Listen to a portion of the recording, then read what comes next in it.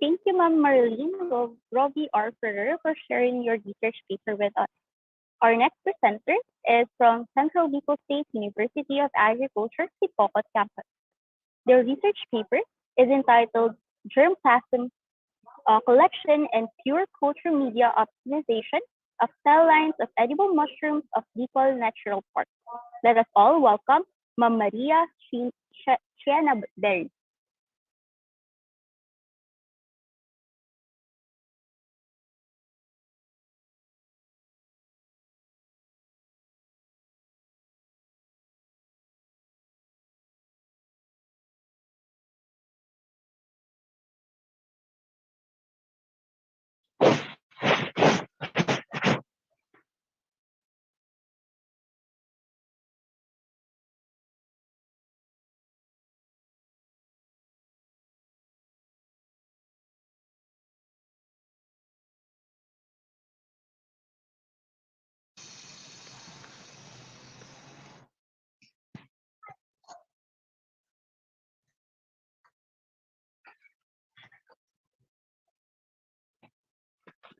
Hi to everyone. I am Maria Sheena Bear of Central Bicol State University of Agriculture, Sipocot Campus, together with my co-authors, Joanny Eliza B. Abogado and RC De Feo Biliere, with our research entitled Germplasm Collection and Pure Culture Media Optimization of Cell Lines of Edible Mushroom of Bicol Natural Park.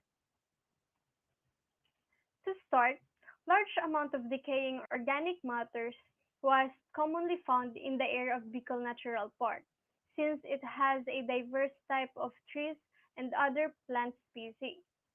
Mushrooms were frequently found in the forest debris since it is a saprophytic organism which acts as a decomposer of degrading lignocellulosic waste that serves as its source of nutrition. Moreover, mushrooms were being consumed to its palatable taste and also to its nutritional and medicinal properties. This study aims to first gather and rescue the healthy cell lines of edible mushroom of the Bicol Natural Park. Second, evaluate the mycelial growth performance of the collected edible macrofungi in Bicol Natural Park in coconut water gulaman media, corn grit sucrose decoction gulaman media, sorghum sucrose decoction gulaman media, rice bran sucrose decoction media, potato sucrose decoction gulaman media. Then, lastly, mycelial storage of the edible mushroom of the Bicol Natural Park. The fruiting bodies were obtained from the two parts of Bicol Natural Park, specifically the Bahi Lupi Camarines Sur and the Tbilisi Pocot Camarines Sur. There were 34 species of mushroom were collected and 11 species were identified as edible. For the evaluation of the mycelial growth of the two edible macrofungi were evaluated using five different culture media. For the preparation of the media, 250 grams of potato cubes, 50 grams of sorghum, 50 grams of rice bran, 50 grams of corn grit were decocted using a 1 liter of tap water and transferred into a earthenware flask. 10 grams of table sugar and 20 grams of gulaman bar were added into a earthenware flask. Then, 1 liter of coconut water were added with 20 grams of gulaman bar and not with 10 grams of table sugar, since according to Setoso et al., that coconut water contains 92% of sucrose that suits for the mycelial to grow.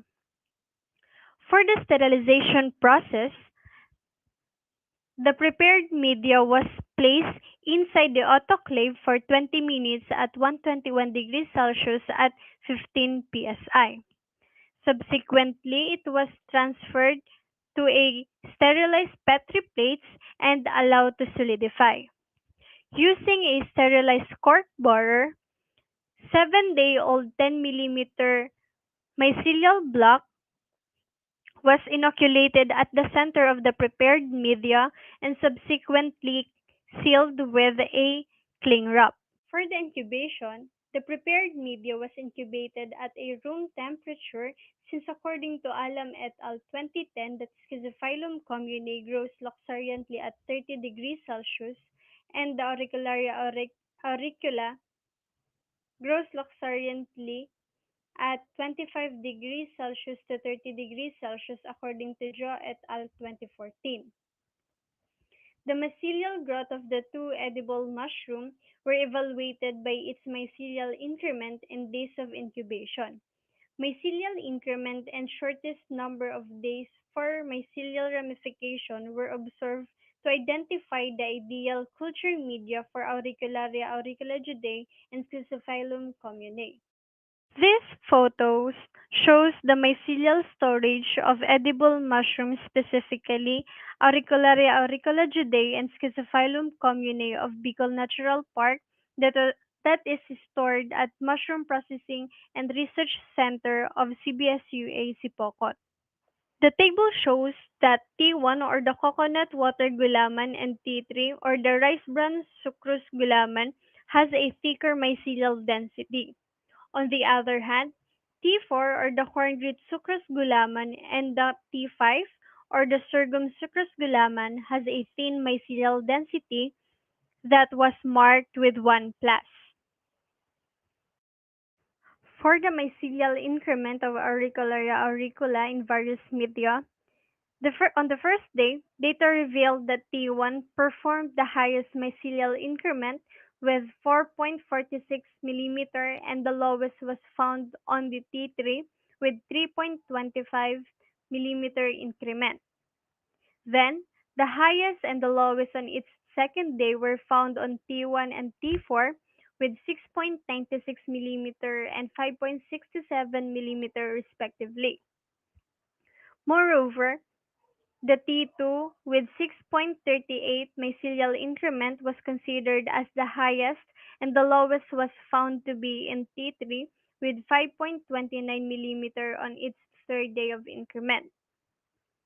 On the fourth day of incubation, the data revealed that T1 with 6.63 mm was found to be the highest mycelial increment and T3 with 4.67 mm was found to be the lowest.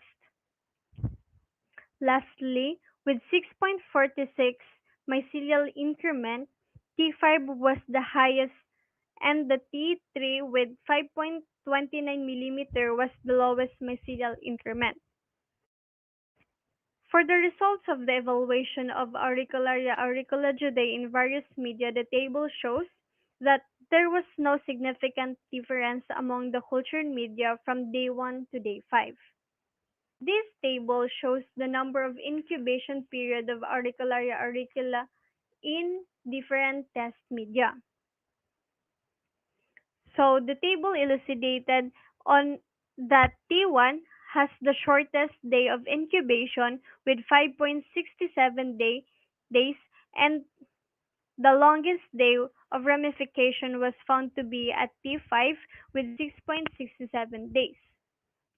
For the evaluation of the mycelial density of the Schizophilum communae using different culture media, the table shows that T1 and the T2 was marked with 3 plus signs and has a thicker mycelial density. On the other hand, the media that has a thin mycelial density was found to be in T4 and the T5 and marked with 1 plus sign. The table presented the mycelial increment of split gill fungus using various media. On the first day, the T1 performs the highest and T5 as the lowest with mycelial increment of 2.92 and 0 respectively. Then, with 6.5 mm, the T4 was found to be the highest mycelial increment and the lowest was observed at T3 with 2.3 mm and has a significant difference to T1 and T4. For third for the third day, the table shows that T4 with 8.34 increment has the highest and significantly different to T2, T3, and T5. In addition, T3 performs the lowest of 3.59 millimeter mycelial increment and found to be has significant difference with T1 and T3. Moreover, the highest mycelial increment for the fourth day was found in T1 with 8.09 millimeter and has no significant difference among the culture media. On the T3 was considered as lowest with 4.75 increment and not significantly different as compared among the various culture media. Then, on the fifth day, the T4 performs the highest mycelial density with 9.92 and has no significant difference to the other prepared media. Furthermore, 6.47 millimeter was measured from T3 and considered as the lowest increment and found to be has no significant difference to the other indigenous media. Illustrated on the table, the number of days of ramification of the Schizophilum communae using various media. The T4 was performed the shortest incubation of 5 days and has a no significant difference with T2, T3, and T5. On the other hand, the longest day of incubation was found to the T3 with 9 days of ramification and found to be not significantly different with T1, T2, and T3. These photos shows the mycelial storage of edible mushrooms, specifically Auricularia auriculagidae and Schizophilum communae of Bicol Natural Park that, that is stored at Mushroom Processing and Research Center of CBSUA Sipocot. This study concludes that Bicol Natural Park has a vast species of macrofungi since there are numerous degrading organic matters that support their growth. Additionally, identified edible mushrooms belongs to 8 genera, which are Auricularia, Neolentinus, Lentinus, Aleurea, Coquena, Sarcosypha, Schizophilum, and Leafilum. The corresponding ideal media that facilitates the fastest growth of Auricularia auriculagidae and Schizophilum communae were coconut water gulaman and corn grit sucrose gulaman. On the other hand, other tests such as potato sucrose gulaman, rice bran sucrose gulaman, and sorghum sucrose gulaman can be used as alternatives since there is no significant difference that exists among the media. And that's all. Thank you.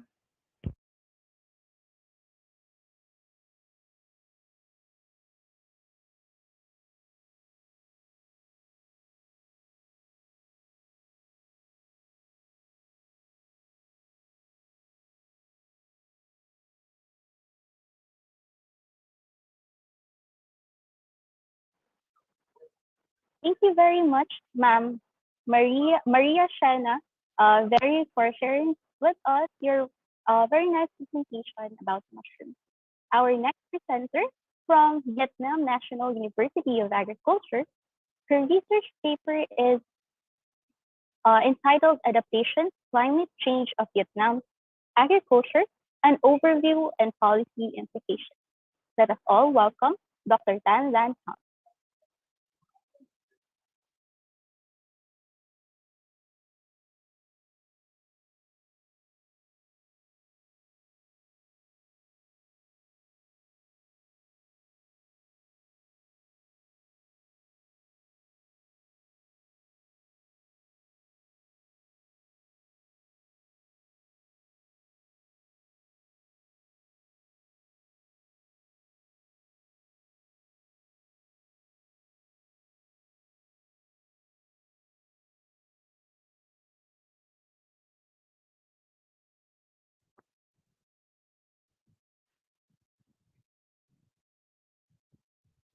Ladies and gentlemen, my name is Phạm Thanh Lan from Vietnam National University of Agriculture.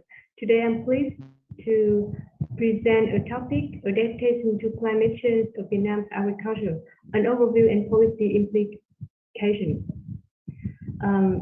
Agriculture is an important sector of Vietnam in terms of job creation, food security, and export. It employs two-thirds of the rural labor force. It provides stable food for Vietnam's total population of more than 96 million people. And Vietnam is the second largest exporter of agricultural products in Asia, and within the top 15 largest exporter in the world.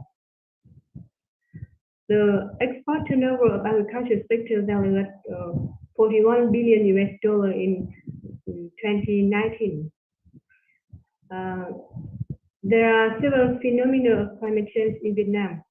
The sea level rise by 20 centimeters for the last 50 years and predicted to rise by more than 50 centimeters by the end of 21st century. And its sea level rise by 1 meter. 39% of Mekong River Delta and 10% of Red River Delta will be flooded. The irregularity, intensity, and frequency of extreme weather events such as storm, extreme cold, extreme heat, longer cold period, and irregular timing of cold or hot weather are projected to increase. The average temperature are also increased during the past several years. The annual rainfall could generally decrease in the north and increase in the south. The climate change has several impacts on Vietnam's agriculture. The sea level rise resulting in inundation and soil intrusion could negatively affect soil quality and decrease area of arable land. The change in rainfall and temperature is expected to affect water demand, crop growth, pest and disease outbreak. The yield of several important crops are also projected to decrease. As you can see, for example, paddy rice, according to the Ministry of Natural Resources and Environment scenario, could be decreased by 5.8%. And many species in Vietnam are chicken, duck, buffalo, and beef cattle.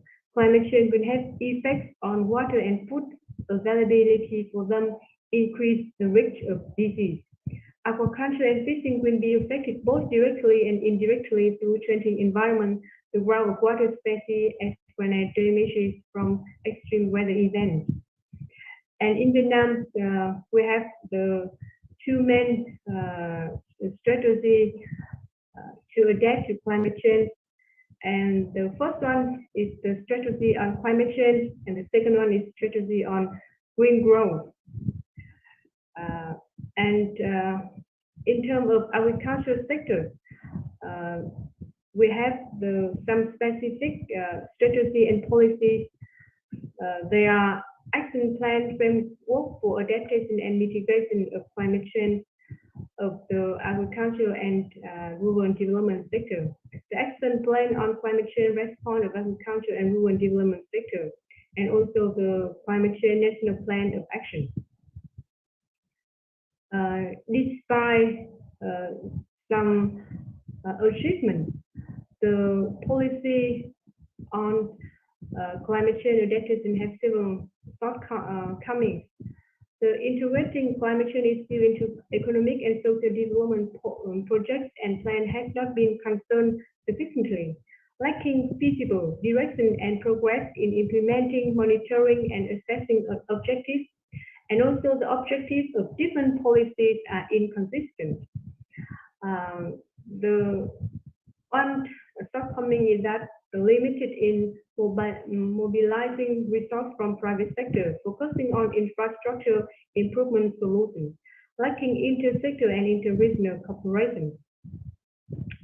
At local level, there are three groups of adaptation activities. The first one is technical activities. The farmer train crop patterns.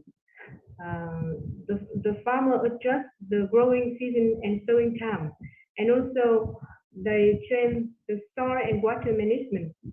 For example, they can use cover trees to reduce soil erosion and apply the alternative wetting dyeing practice. Or in Vietnam, we have the rule for rice production that called one obligation and 5 decrees. In terms of new variety and technology, the farmer can use some variety that are resistant to storm, pest and disease, and also drought. In terms of economic activities, the farmer can use the agriculture insurance. In Vietnam, we have a crop yield index insurance for rice. We have insurance for cows, buffalo, and shrimp.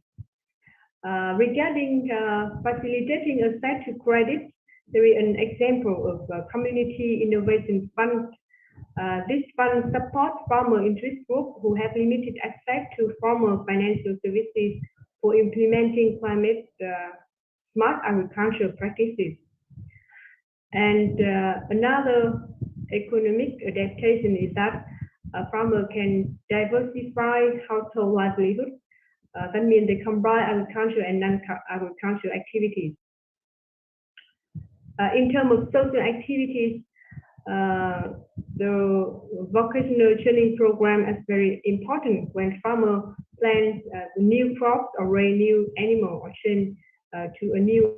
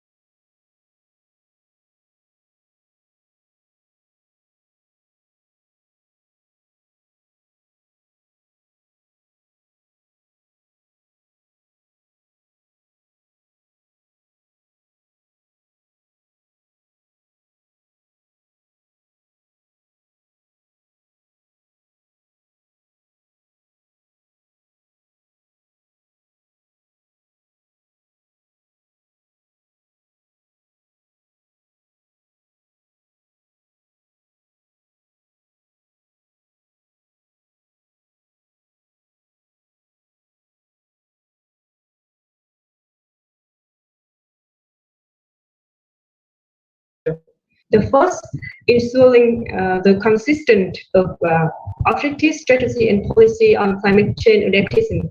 Second, changing agricultural structure, for example, reducing rice area and increasing agriculture and other crops.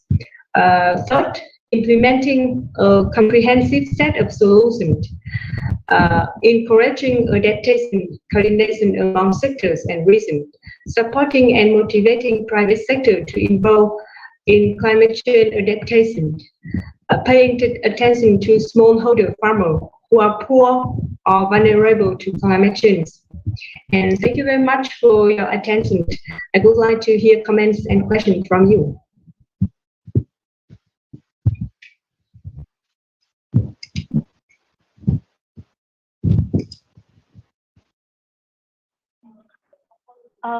Again, once again, we would like to apologize for the technical difficulties this morning. Again, thank you so much, Dr. Tanlan Pham, for your amazing presentation of the overview and policy implications of the adaptation to climate change of Vietnam's agriculture. We have just heard from our 5 presenters various topics and research on environment. Our presenters are now ready to answer some queries which you may have relative to their research. I think I have to apologize if some of the comments are already have disappeared in my chat.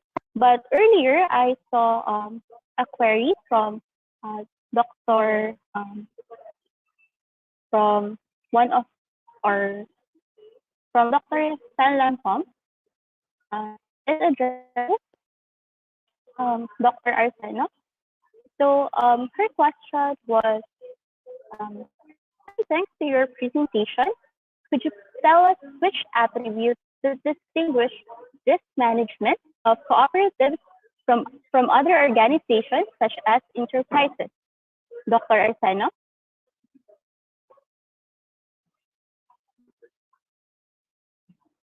Dr. Arsena.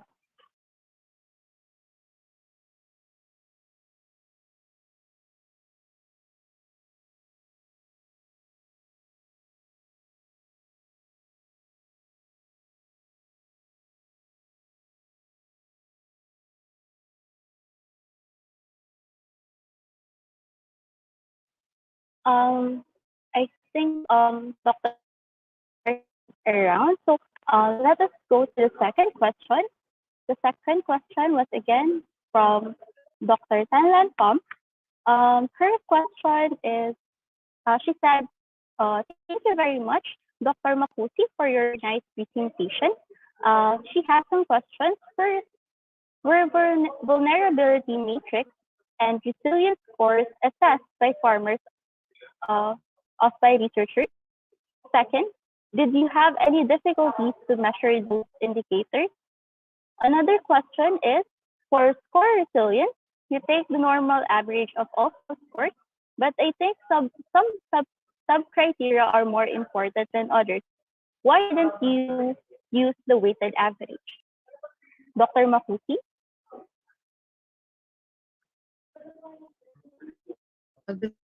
Thank you for the question. I think I have already answered that question in the chat box, but nevertheless, I will just read my answer. Yes, the vulnerability matrix and resilience scores were assessed by farmers. And then I think the difficult part in gathering the data is explaining to the farmers the meaning, the implication, and the examples of each indicators, as most of these indicators are resilience, are technical, but however, we try to give examples so that they can relate. And then for question 2, yes, we get the normal average because we assume that all indicators are equal. But of course, I also agree that some sub-criteria are more relevant and important than others. Also take into consideration the input of Dr. Lantan. Thank you. Thank you very much, Dr. Makusi, for your answer. And Dr. Pam, would you like to add more questions, or is your question already answered po?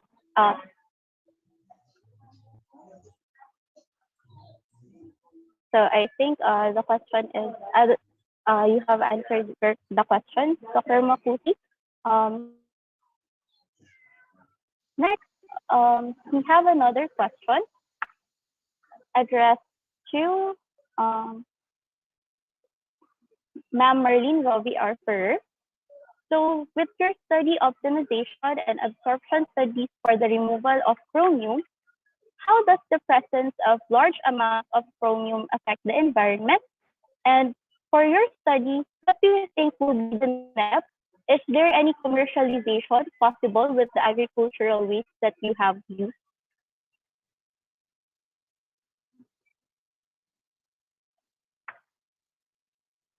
The question again po is directed po to Ma'am Marlene Rovi Arthur.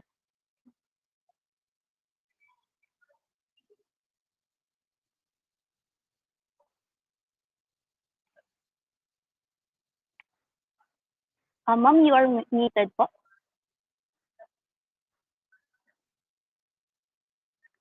Thank you so much po.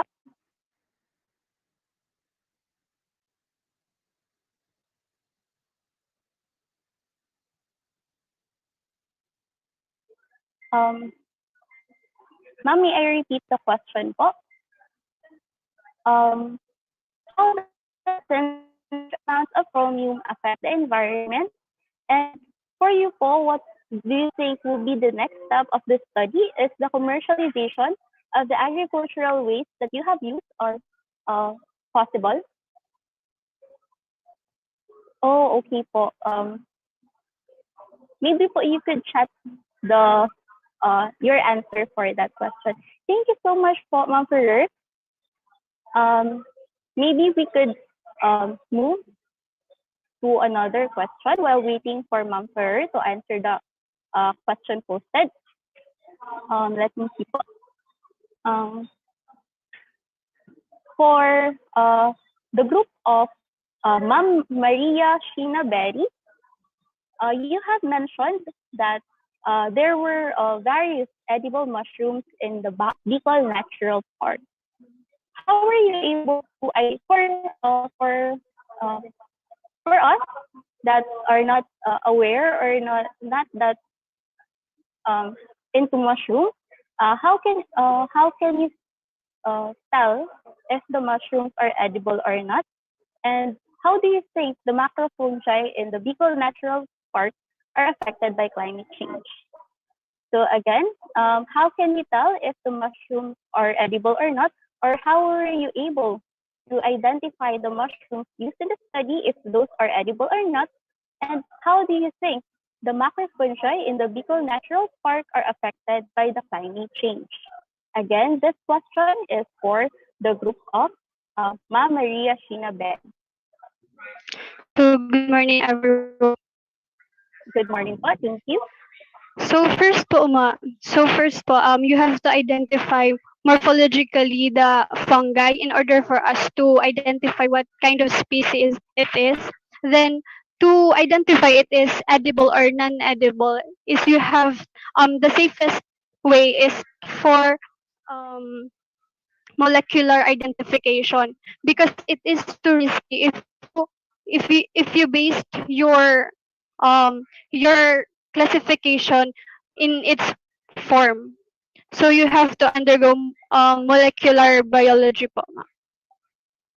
Then to the next question po about climate change po. Based po kasi sa aming mga studies that macrofungi thrives on a non-destructed place like the Bicol Natural Park since it is a protected area fungi that as compared to urban cities that macrofungi are so rare. That's all po. Thank you so much for that wonderful question, Ms. Perry. So I hope that Bicol Natural Park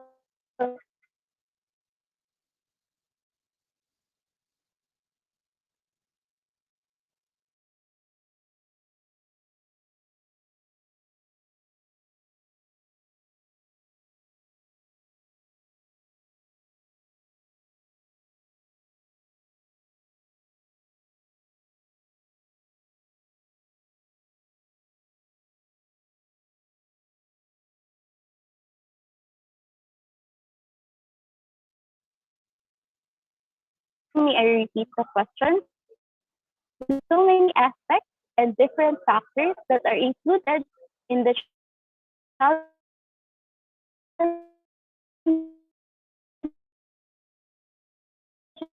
adaptation to climate change, what do you think should be the first priority?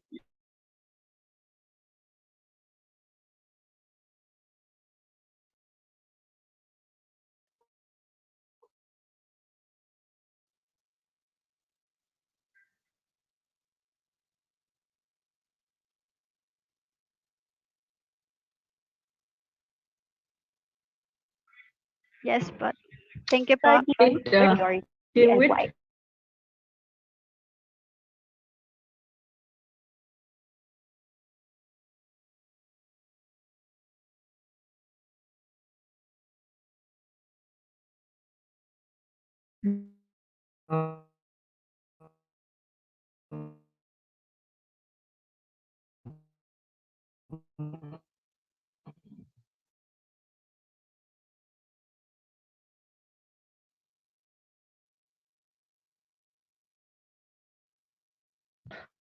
the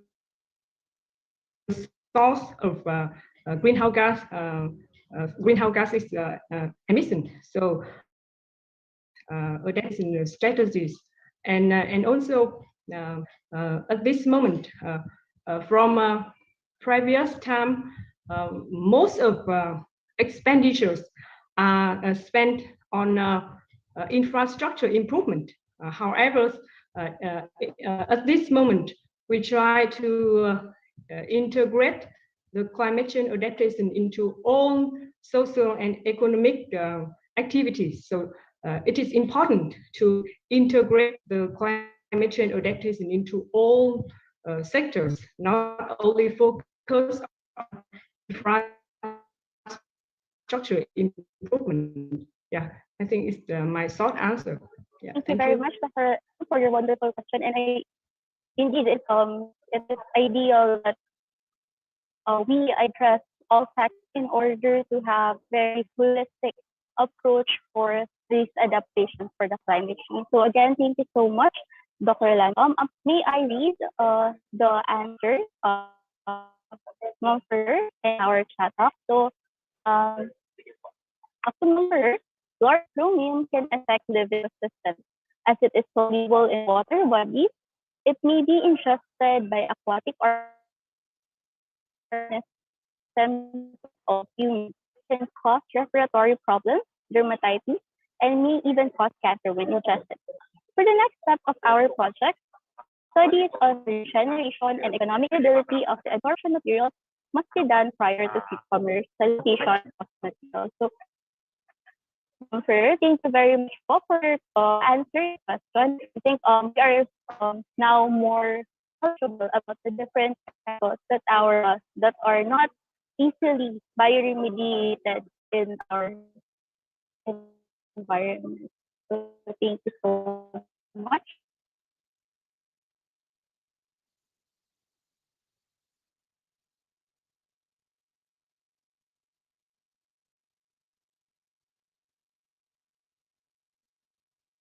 We proceed to the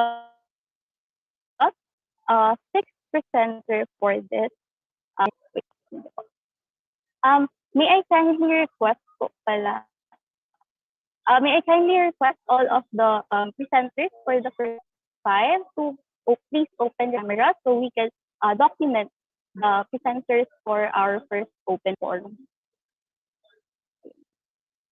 Again, may I please request the presenters of our first five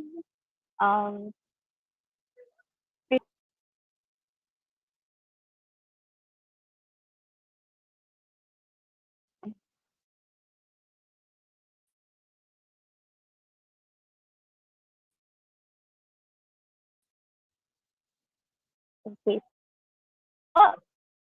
So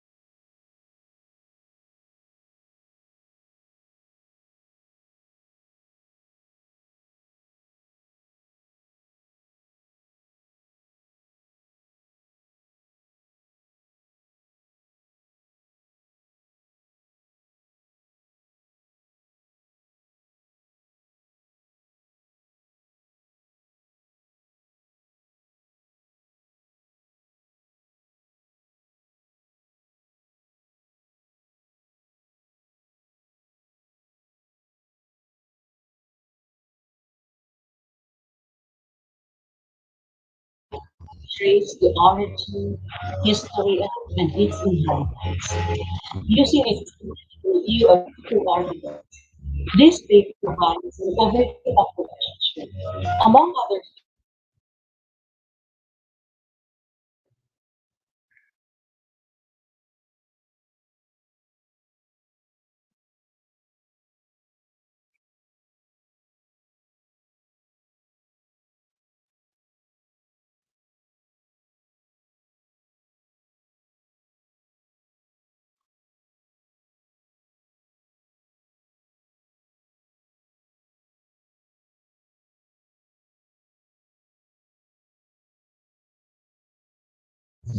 good day, everyone. I am Anna Cecilia B. Pahar, a faculty member of the College of Development Education of the Central Bicol State University of Agriculture. I'd like to you the study entitled Reimagining the River, Historical Study of the Bicol River and its Inhabitants. This study is to trace the origin, history, and development of the inhabitants. Using a systematic review of 52 articles, this paper provides an overview of literature. Among other things, the findings indicate that through all these years, the Bicol River does not only provide some livelihood to the riverine community, but also sustain the ecological balance of the environment that results in a sustainable human existence. In like manner, the Bicol River and its history provide us with a glimpse of the past and help us understand our hospitable, hardworking, brave, and resilient among others. Furthermore, through the awareness of the prevailing situation of the Bicol River, would hope to allow us to achieve a better and more sustainable future. For the objectives, the main objective of in history and development of the Bicol River and its inhabitants. Specifically, the study focuses on the collection of archived materials on the origin of the Bicol River, determination of historical events that occurred in the Bicol River, and lastly, the identification of economic and cultural development that occurred in the Bicol River among its inhabitants. For the methodology, the research design includes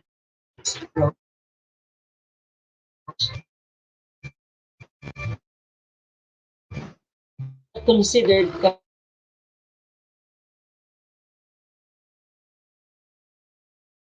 and its sources, source paper.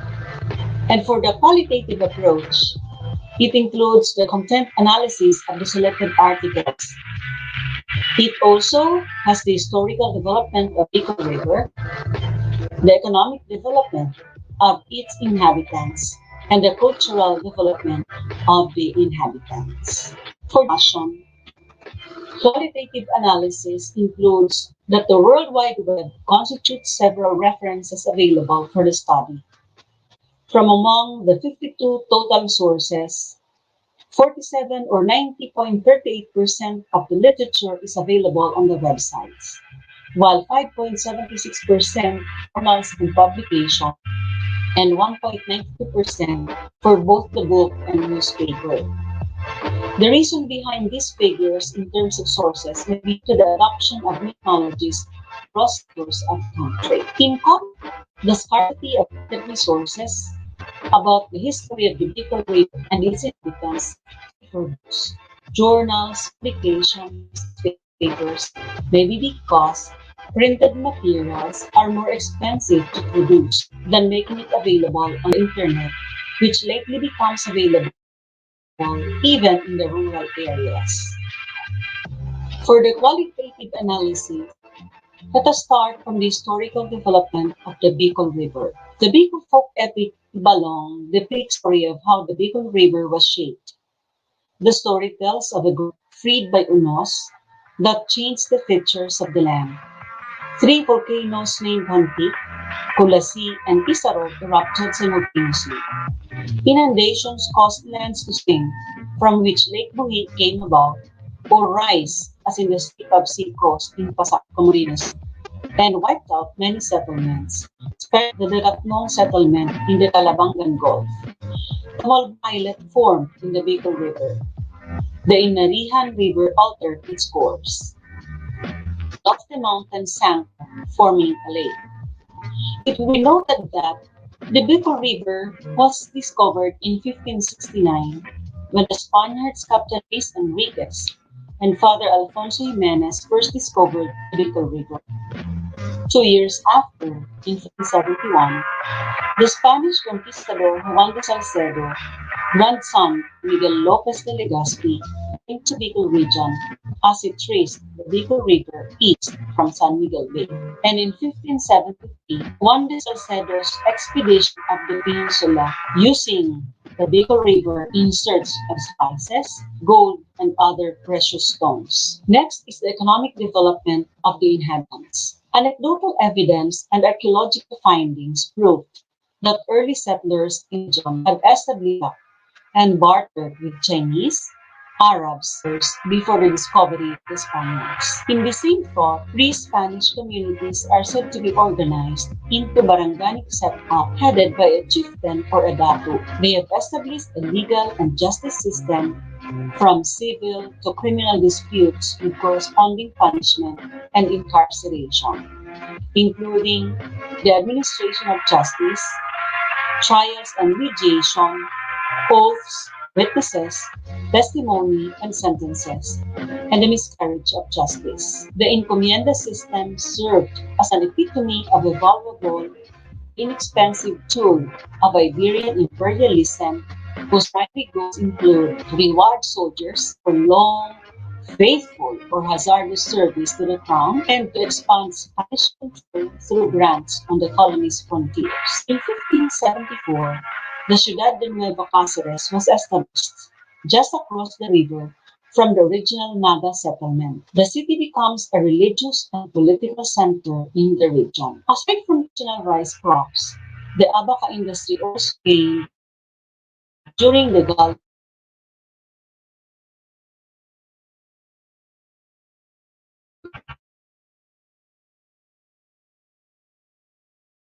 in the New World colonials.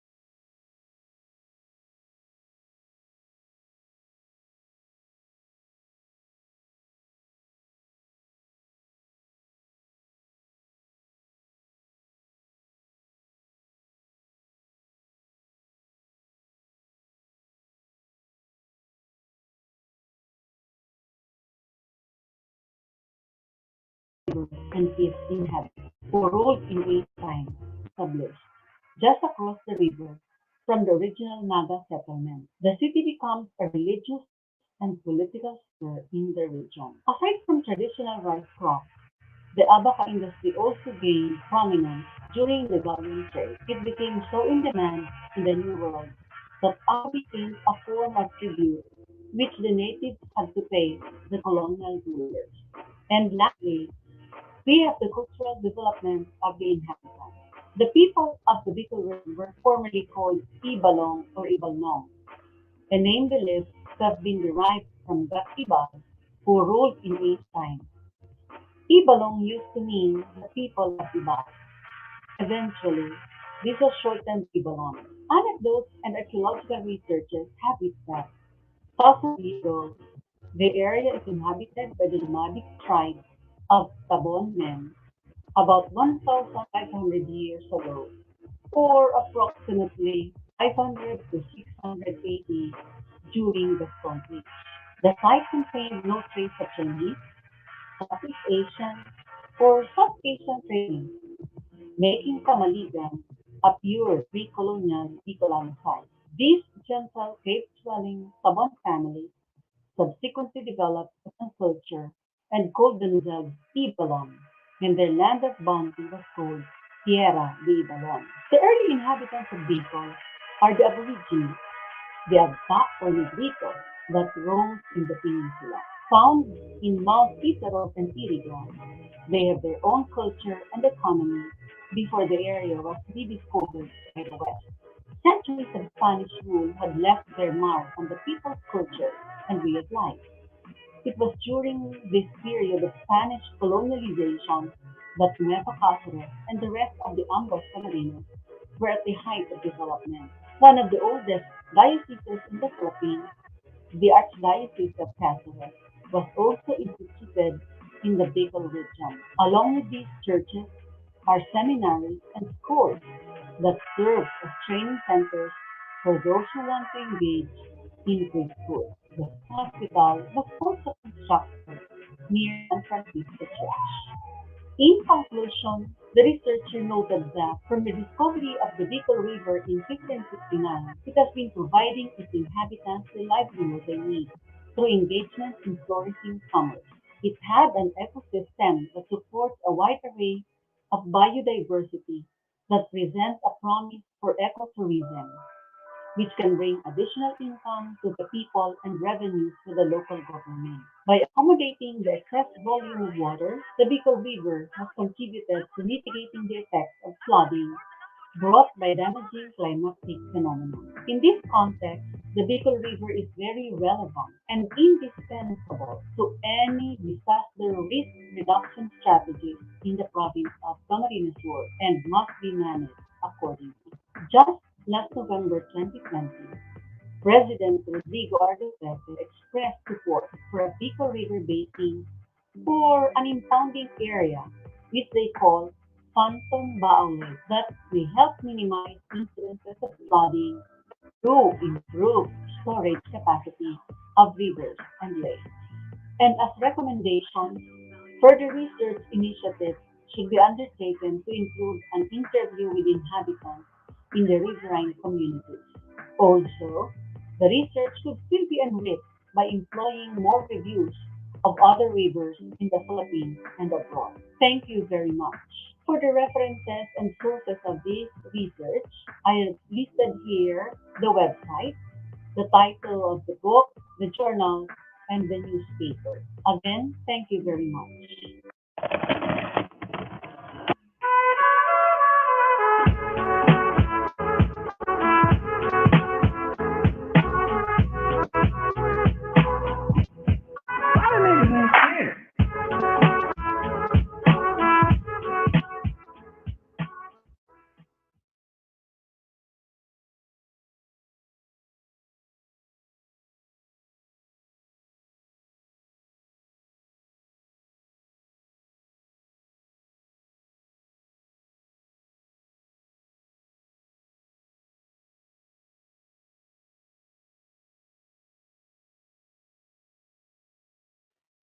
Thank you very much. Um, Thank you very much, Ana Cecilia B. Fajardo, for sharing your story about the Bicol, your story behind the Bicol River, which is a very prominent river here in the Bicol region. Our next presenter is from Vietnam National University of Agriculture, who will be presenting her research paper entitled Assessing Impacts of Payment for Forest Environmental Services in Hoa Binh Province, Vietnam. Let us all welcome Dr. Nguyen Phong Ly.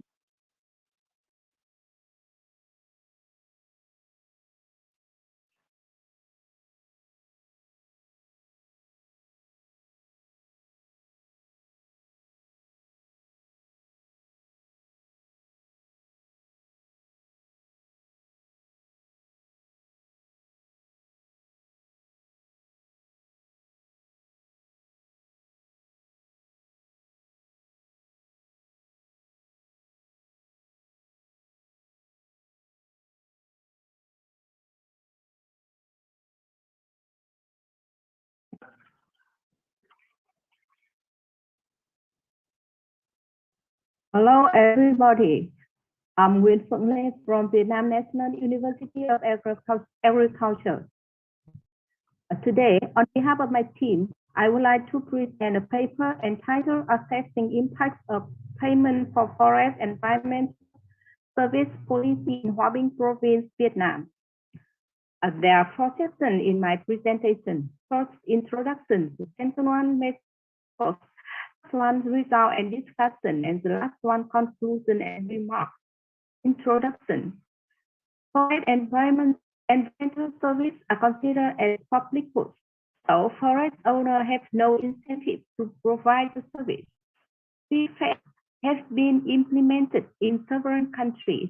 Vietnam has adopted policy for PFAS as a new financial mechanism to mobilize resources forestry sector since 2008. PFAS has improved the production value of forestry industry, promoted socio-economic development, reduced the burden on the state budget in forestry development strategy in Vietnam. Located in the northwest of Vietnam, Hoa Binh Province has implemented PFAS policy since 2018 by Decree number 9, 2010 of Vietnamese government. PFAS policy has had a positive impact, including upgrading awareness of forest owners, enhanced protection, improving people's lives in the remote area, and increasing forest owners' income. Although PFAS have brought about such achievement during the past decade, very few scientific studies have been conducted to assess the overall impact of policy in Vietnam in general and in Hoa Binh in particular. Methodology.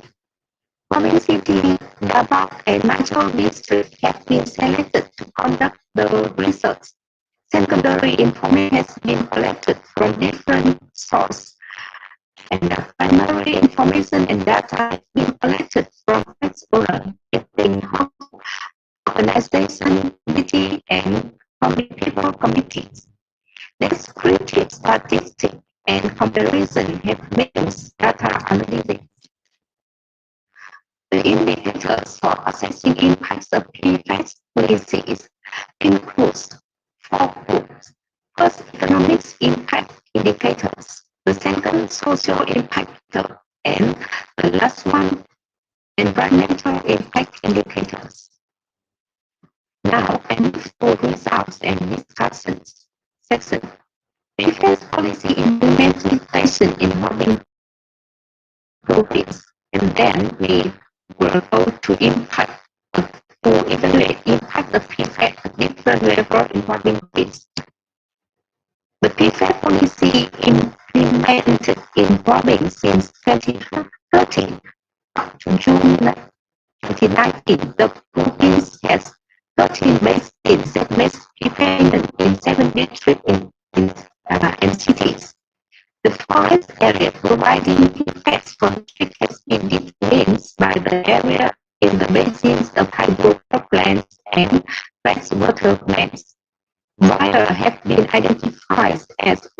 of my community hydrocarbons or connected payment from electricity and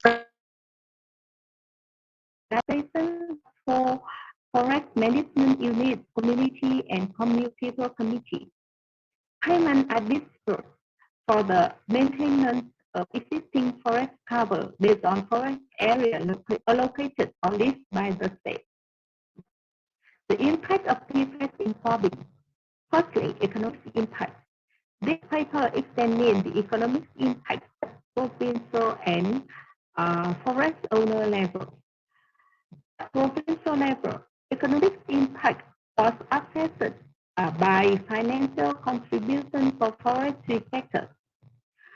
From table 1, we note that while financial support from state budget and other sources insignificantly increased, PFAS contribute to finance to provincial fund for forest protection and development increase very quickly.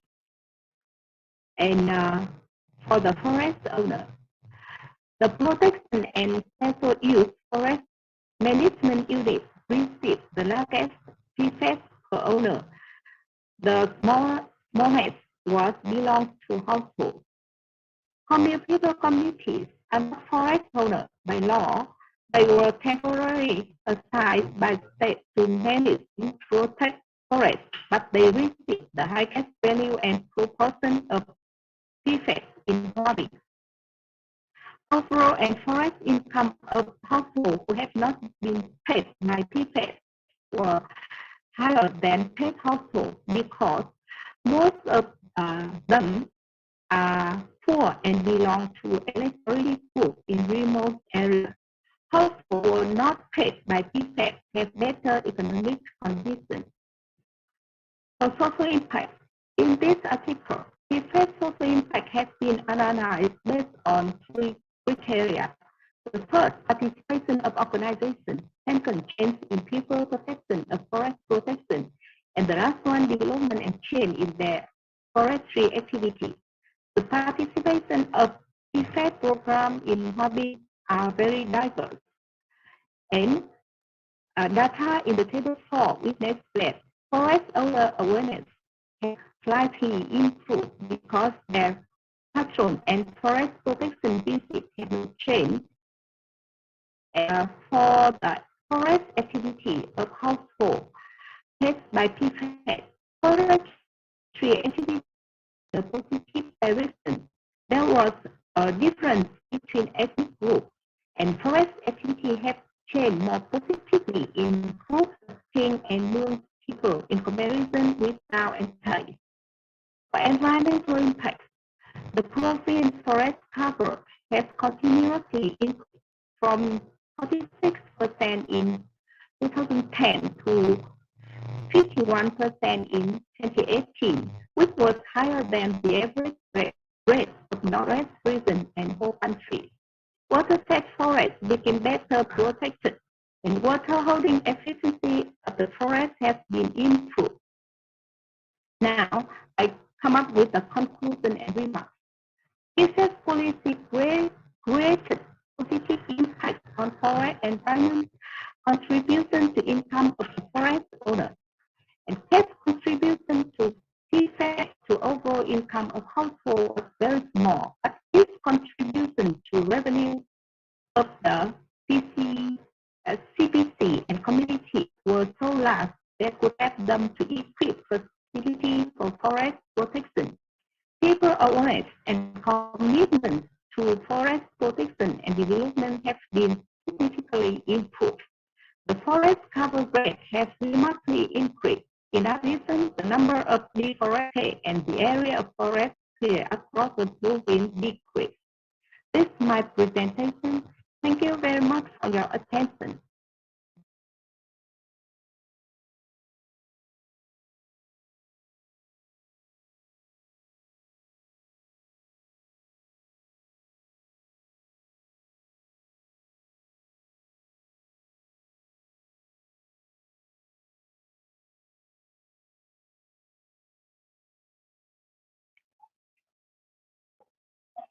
Thank you very much, Dr. Nguyen Ongwi, for sharing with us your study uh, for assessing impact of payments for forest environmental service policy in Wabin province, Vietnam. Our next presenter is from Toxic and Hazardous Waste Research, Development and Extension Center, Ecosystems Research and Development Bureau, Department of Environment, Natural Resources. Her research paper is entitled Household Hazardous Waste, or HHWS, Generation and Practices in Selected Barangays in Quezon City, Metro Manila.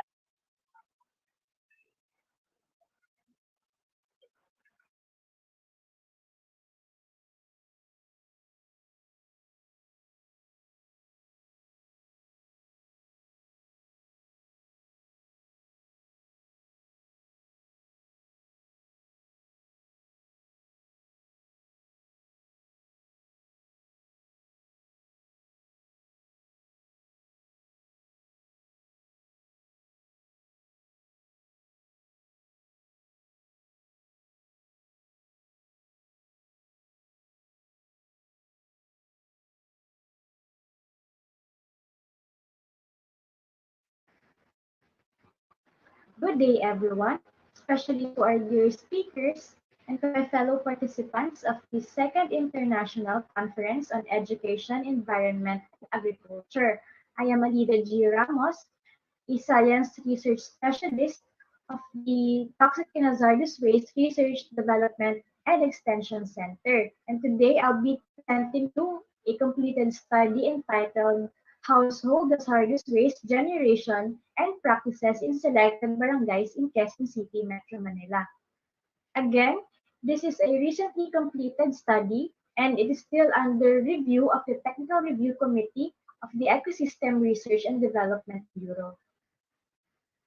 So for the outline of the presentation, first I'll be discussing the introduction, objectives, methodology, results and discussion, and conclusions. So before I start discussing the results of the study, I would like to begin by introducing what are household hazardous waste. Basically, household hazardous are leftover household products that can easily catch fire, react, or explode under certain circumstances, or that are corrosive or toxic. So these are the examples or classifications of household hazardous waste.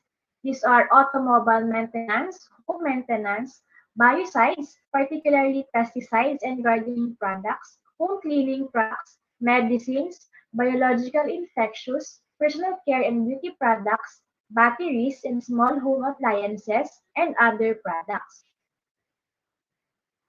According to the DNR Administrative Order Number 2013-22, HHWs are also referred as special waste. These include paints, thinners, household batteries, lead-acid batteries, spray canisters, and the like, and these are all consolidated with the material recovery facilities. It also includes waste from residential and commercial sources such as consumer electronics, white goods, batteries, oil, and busted lamps.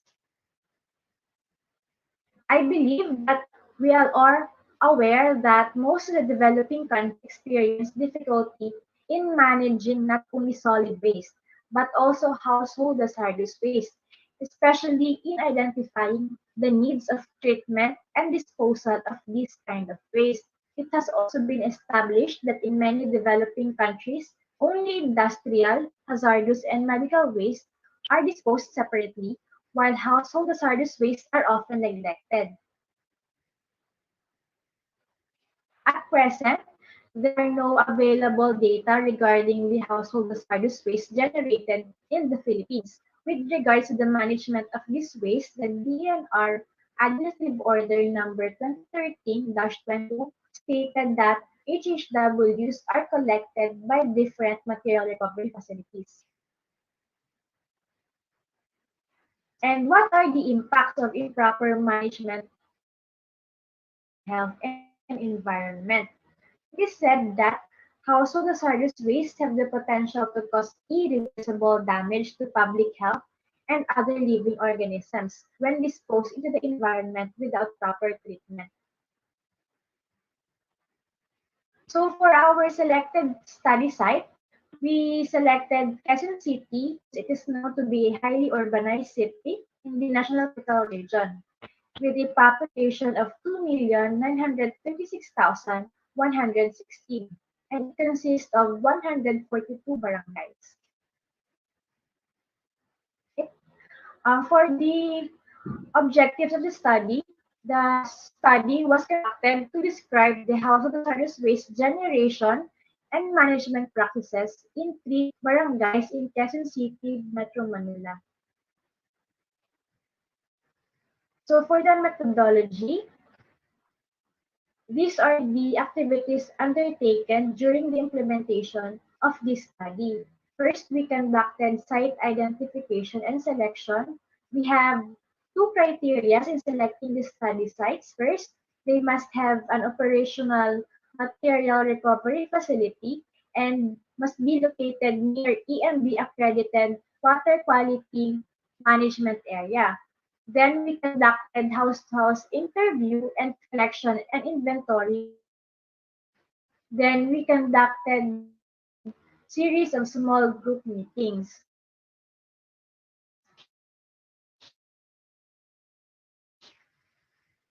These are the identified barangays. First, Barangay Masambong, then Barangay Ramon Magsaysay, then Barangay Pinagkaisahan. So for the house-to-house interview, we have a total of 394 respondents.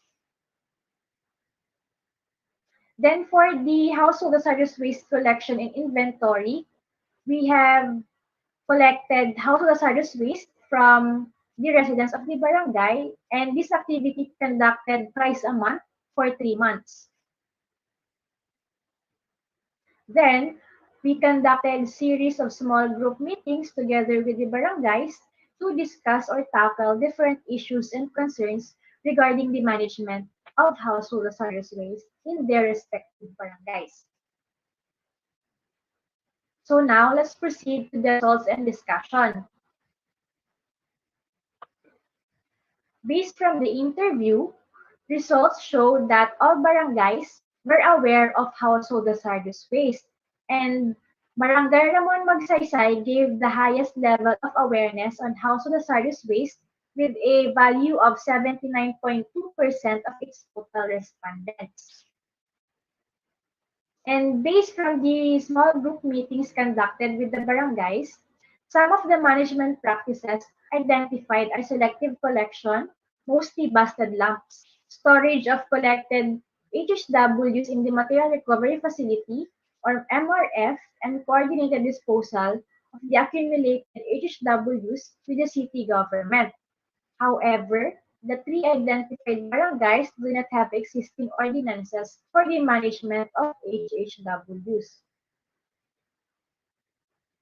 Then for the generation, the household hazardous waste in the barangays, for Barangay Kaisan, majority of the waste came from bags and small home appliances with a value of 142.5 kilograms. So the total collected waste was 177.3 kilograms. So for the Barangay Ramon Magsaysay, the collected waste were 332 kilograms. And same with Barangay Pinagkaisahan, majority of the waste came from batteries and small home appliances. And if you can observe in the table, they have also collected biological infectious products or waste such as surgical masks with a value of 9.75 kilograms. This can be attributed to the extensive implementation of safety protocols to prevent the spread of COVID-19 virus. And also, only guys were able to participate in this activity because one of the barangays material recovery facility were still under renovation at the time of this collection. So now let's proceed to the conclusion and recommendations. So the results of the study in the management of household hazardous waste, specifically on the absence of management system for household hazardous waste.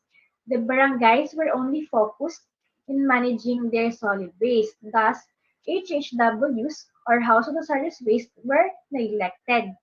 It is highly recommended that the barangays develop an effective and efficient information education and communication strategies or campaigns that will help increase the community awareness. Furthermore, institutionalization and adoption of policies related to HHW's management based on RA 6969 and related laws can be done in order to properly manage the household hazardous waste.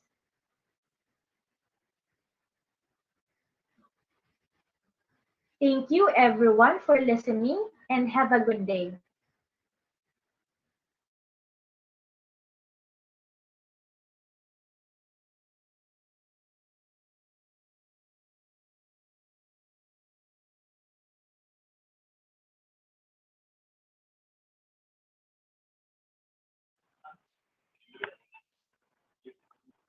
Thank you very much, Ma'am Alida G. Ramos, for your presentation.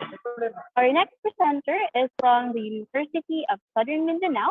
The research paper is on willingness to accept compensation among respondents and the valuation of the provisioning function of the agricultural land in the inundated areas of the proposed Kabulnan 2 multi-purpose irrigation and power project in Sultan Kudarat. Let us all welcome Ma'am Renali Bello.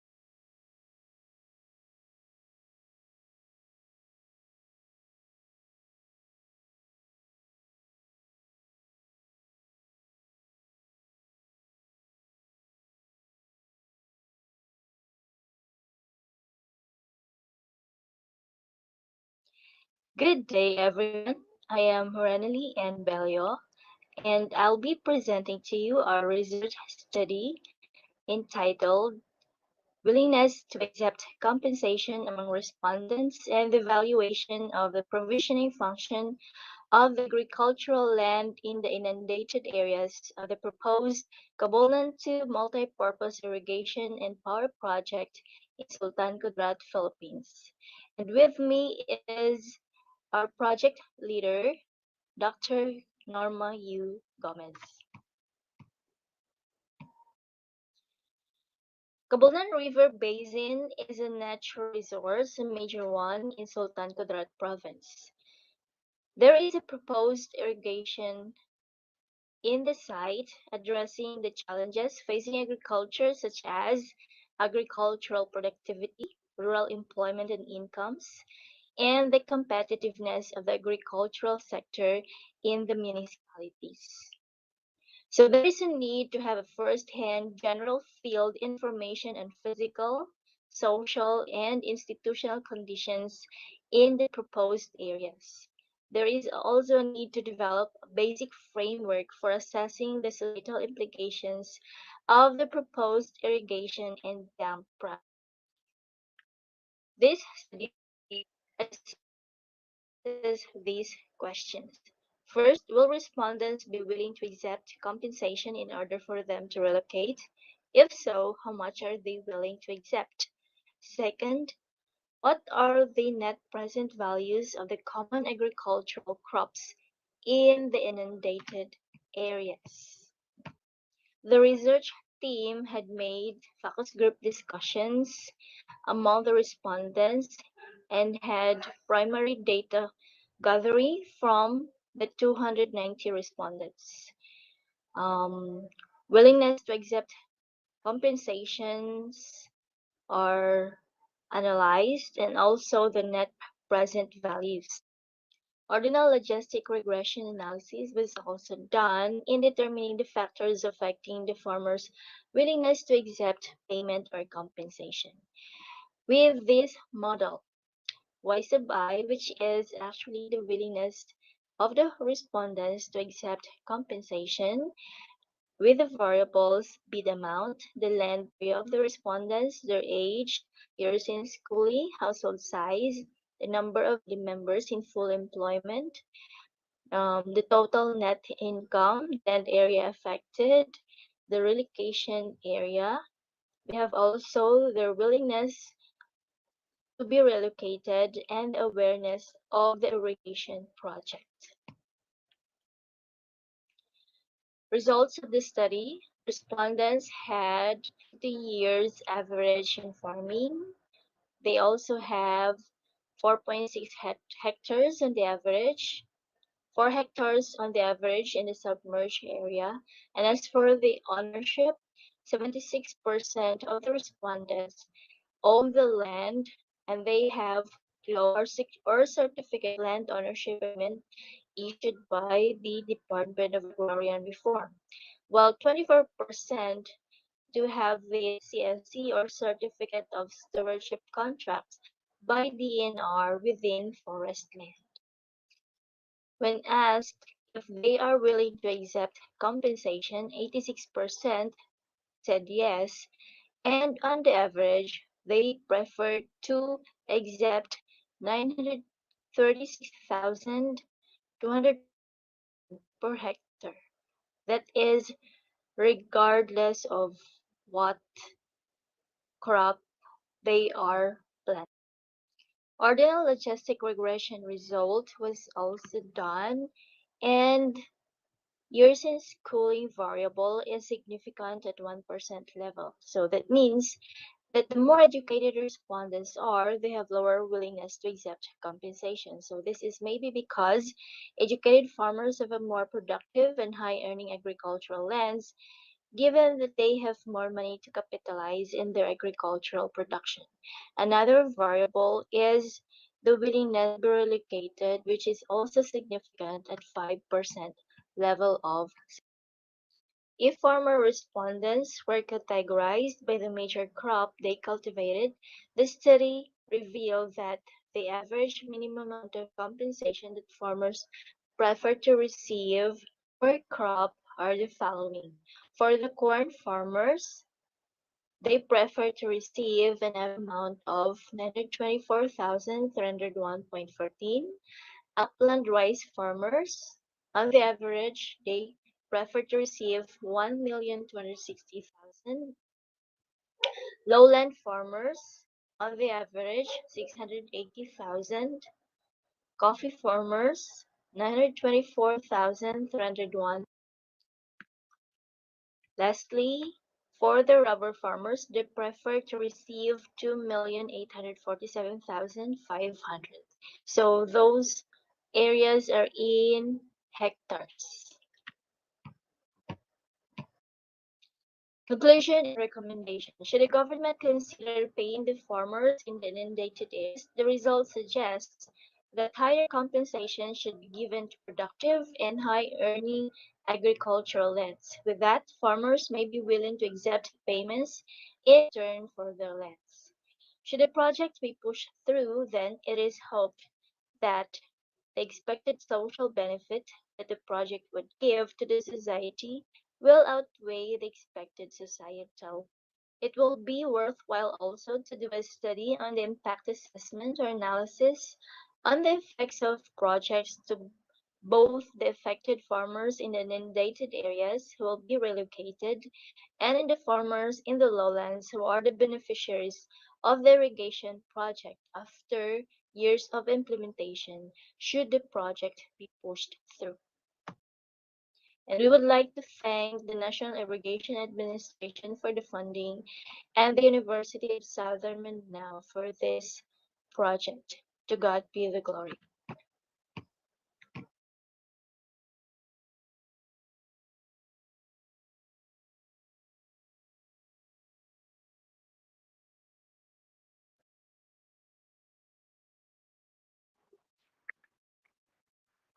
Thank you very much, Ma'am Alida G. Rabos, for your presentation. No, I'm sorry. Thank you so much, Ma'am Rena Libello. Again, I'm sorry po, for your research paper that you have presented.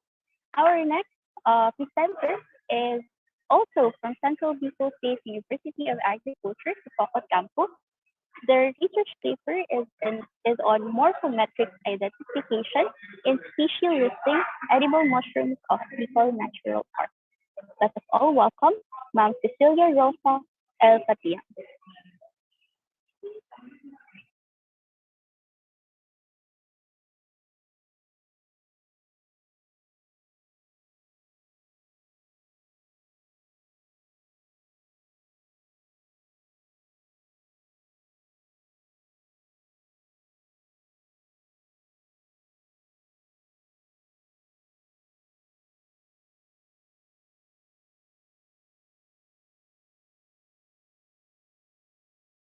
Good day, everyone. I am Cecilia Rosa Pacham, the presenter of the research on morphometric identification and species listing of edible mushroom in Bicol Natural Park. Philippines is one of the mega diverse countries of the world. According to Rentel et al. In 2017, comprising almost 75% biodiversity of the world, it is tagged as one of the world's biodiverse hotspot and a unique top global conservation area. Moreover, it has a wide land for abundant flora and fauna species, according to Ani and Castillo in 2018. One of the abundant things is 201 hectares through the proclamation number 431 signed on December 2000 by President Joseph Estrada. Abundant to this are mushrooms. Mushrooms are considered as decomposers of the world. It facilitates fast decomposition of various organic substrate, specifically wood and leaf materials. It performs salient ecosystem services in decomposition, nutrient recyclers, soil creation, nutrient retention, and carbon sinks. Aside from ecosystem function of mushroom, it also possesses micronutraceutical agent, which mushrooms can prevent chronic disease through the presence of antioxidant, fibers, and beta glucans. With this, presented is the objective of the study. The determination of abundant mushroom and description of morphological characteristics will significantly contribute to the opportunities of community in development of food source, livelihood, and medication. Thus, the main objective of the study is to characterize and identify the species and morphology of wild mushrooms found in Bicol Natural Park, specific to its location, common and scientific name, substrate, uses, and species morphometric characteristics. To complete these, the materials and is presented. Study area in the province of Camarines are reserved as the sampling sites in gathering data. These are situated in the municipality of Sipocot and Lut. The sites are as follows. First is the Barangay Tible. Second is the Barangay Bahi. Approximately 2 kilometers range of some site per area.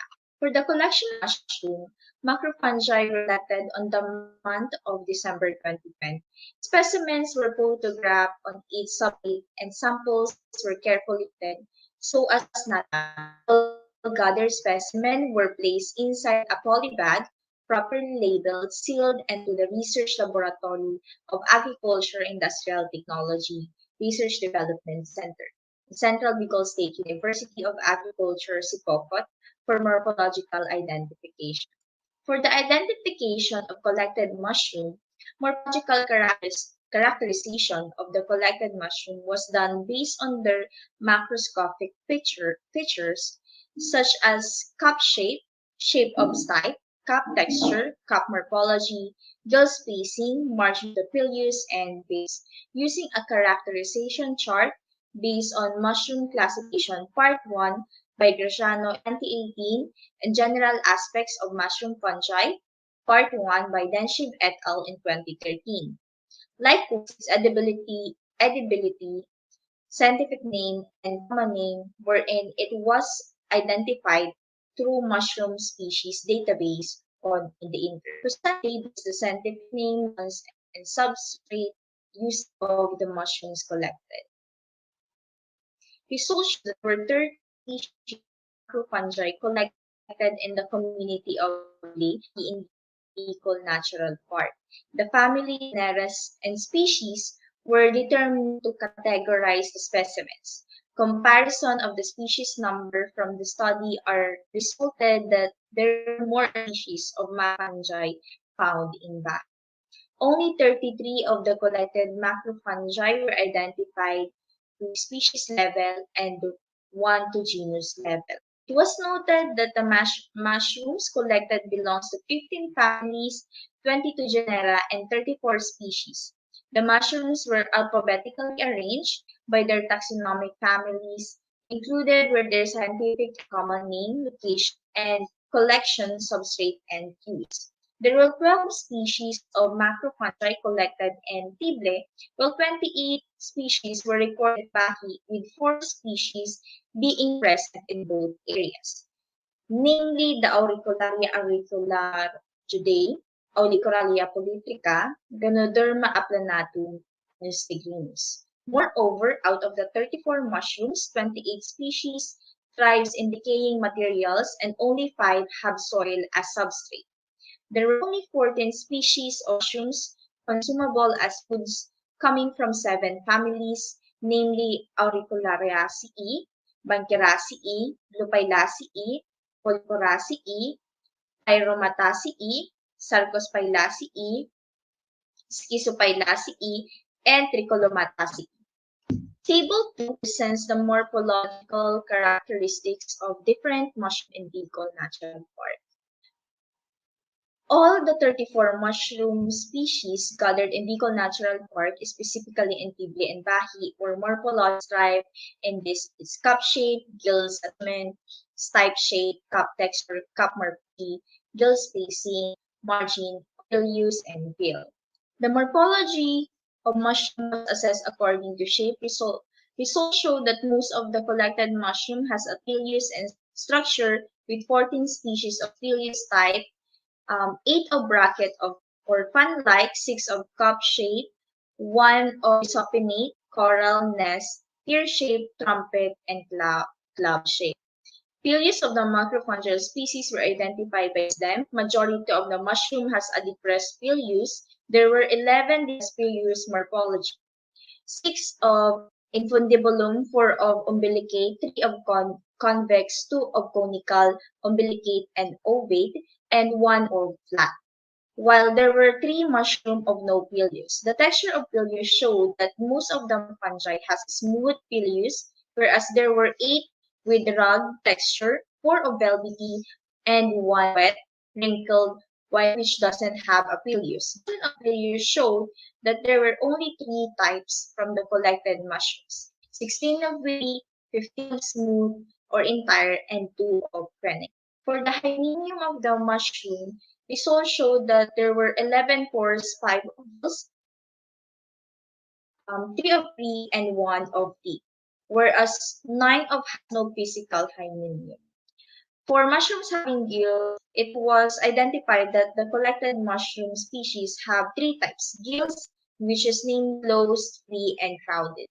Majority of the type of the macan species were stipeless, totaling to 16 species, whereas the remaining were club-shaped and equal with either lateral or centration type, accounting to 4, 5, 4, and 3.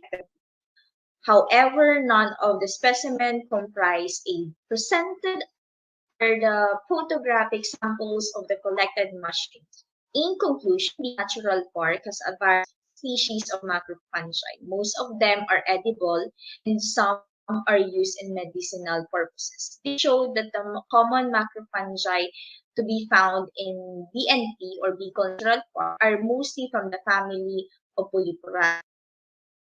Auricularaceae Auricularaceae and Polyporaceae were mostly recorded, while Poraceae were the majority for Bahi. From the 2-kilometer distance range, there were 12 species of edible mushroom.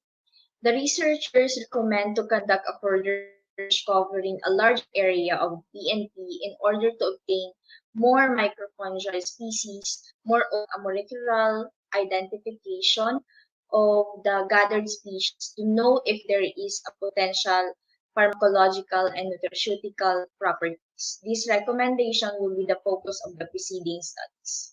That would be all. Thank you.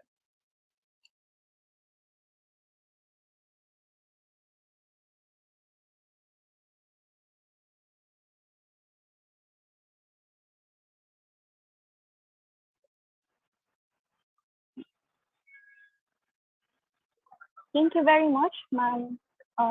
Thank you very much, Ma'am Cecilia Rosa El Castillo, for your presentation about mushrooms.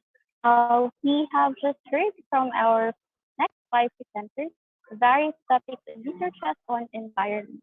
Our presenters are now ready to answer some queries which you may have relative to their research. So if you have any questions regarding the topic um, that has been presented, please be free to type it on the chat. So we have a question here at the chat box. Thank you so much for the question. To Dr. Ramos, thank you for the presentation about an interesting environmental issue. My question are, first, in your research, you compared awareness of people in the different areas. Could you explain about criteria of awareness on effects of HHW, or proper treatment on HHW, how to measure awareness, and how to measure awareness? In some cases, high awareness does not necessarily lead to proper action. How should authorities deal with this issue? So, Dr. Ramos, you are still muted po. So may I repeat the question for Dr. Ramos? First question is, in your research, you compared awareness of people in different areas. Could you explain about criteria of Dr. Ramos, internet is unstable. I hope po it will be okay to Dr. Lansang if you could use the chat box, and I will read your answer na lang po. I will read your answer later after you have put it in the chat box. So we have other questions po. So first is for Professor Fajardo. The Bicol River has served as a source of livelihood, transportation, and source of domestic and irrigation water for generations in the Bicol region. Are there any current programs that help protect the Bicol River? Again, may I repeat the question? The Bicol River has been very useful to the Bicol region for generations. Are there any current programs that help protect the Bicol River?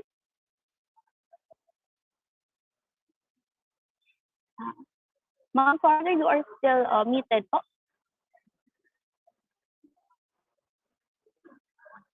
Ma'am, you are still muted po. Could you please unmute po? Okay. Thank you so much po. Okay, good morning to our moderator. So the question is about current programs? Yes, or any programs po in respect of the environment that help protect the Bicol River, if there are any. Okay, so first of all, to answer that question, this research is one of the studies of from the project entitled Salvar Salog, Mapping the Sociocultural Milieu of Bicol Riverine System and its Inhabitants. So with that as a background, so there has been programs which have been initiated both by the LGUs and the Bicol region in particular. So these programs have been running starting from the Bicol River Basin Development Program. It's in the 80s. So from those years, these organizations, some financial institutions have been putting so much funds to rehabilitate the Bicol River. So at the moment, that particular proposal on preparing what they call nowadays as the Baao Phantom Lake, this is actually a new proposal from the national government for the Bicol River to really be taken care of so that it will supply sustainable food, sources of income to the riverine communities. So that is what I can mention at the moment. Thank you. Thank you so much, Ma'am. So I think we could confidently say that the Bicol River will continue to bring life to the Bicol region. Is it right, Ma'am? Yes, of course, because LGUs have realized the importance of developing the riverine communities so that the Bicol River will thrive, will be sustainable in the future generations, especially during the pandemic that people cannot go from one place to another. So they can just stay in the Bicol River, along the river. They can just enjoy themselves together with their families. So that is one of the important contributions of the existence of the Bicol River. Thank you. Thank you so much, Ma'am. And the purpose of the projects are very relevant, especially on the pandemic time. So thank you so much again, Professor Fajardo. So we have another question. Our next question would be for Dr. Nguyen Ponggi and her group mates. So are the forest environmental service policies in the Wabing province that you have assessed are also adopted in other provinces of your country? If so, or first, that was the first question. Again, may I repeat? Um, are the forest environmental service policies in Wabing province also adopted in other provinces of your country? Next question is, what best practices of these policies do you think you can be that do you think you can suggest to the Philippines? So second question is, what best practices of these policies do you think you can suggest to the Philippines? So Dr. Nguyen Pong Lee and her there. Yeah. First of Thank you all, so much. uh, sorry for my video. The voice of video is not so clear. So yeah, thank you for your question. And I would like to interpret a little bit about the PFAS case in Vietnam. In Vietnam, we adopted the PFAS, means the PFAS policy in many in the whole country since 2010. And so far, there are lots of the impact assessment have done by C4 and publics in the international journals. But in my opinion, the very positive impacts of PFAS in Vietnam is in the not only not in the economic aspects, but in the social aspects. For example, the people awareness of the forest protection is improves, and also the environmental impacts, especially in the basins. Some of the river, especially in my case, very big rivers in Vietnam, Da rivers. So, okay, sorry for the answer. It's right for the question. Yes. Yeah, thank you so much. Yes, I do agree. If the people that are being empowered, the social aspect is being empowered, the other aspects will also follow. So thank you so much, Dr. Mi and Soli, for your wonderful answers. So let's, I think we have another question. Next question is addressed to uh, Ma'am Renali Bello and Ma'am Norma Gomez. For your study, how are you able to make sure that the participants of your focus group discussion is a good representative of your respondents? Again, how were you able to make sure that the participants of your focus group discussion is a good representative of your respondents? Thank you. Ma'am Belio, are you here? You are muted po, ma'am. Thank you po. Okay.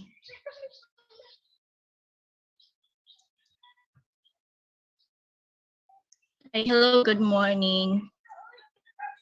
Good morning po. Our study were the focus group discussions were done with every barangay, okay, and participants in every barangay were asked to be in one area, okay. Actually, there is a, what do you call this, a head of the barangay in the area, helping the team, okay, in the focus group discussions, especially so because others or some of them are armed, okay. There are tribes who are actually armed. However, we were able to go to the area and get the participation of the participants because the head of the tribe is very much participative, especially in gathering the data for the study. Thank you. Thank you so much, Ma'am Belly, for your answer, and for those for students that are here on our or watching in the Facebook Live. Ma'am Belly has given you a very good tip when conducting a focus group discussion. You have to coordinate well with the local government unit or the head of the community in order to make sure that your respondents are correct or um, are also available for your study. So thank you so much, Ma'am Belio. Okay.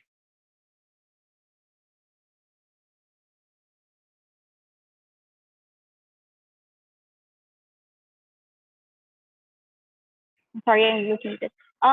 For the group of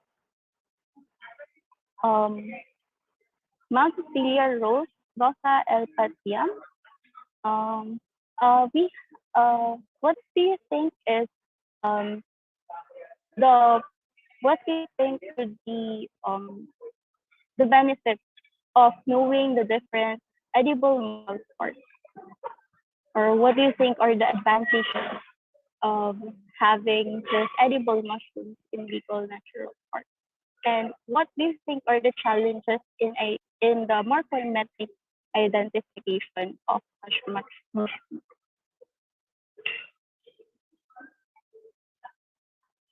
So, may I check if Ma'am Patian is in the room? I think they are not available. So may I just read the answer of Dr. Ramos that is on the chat box.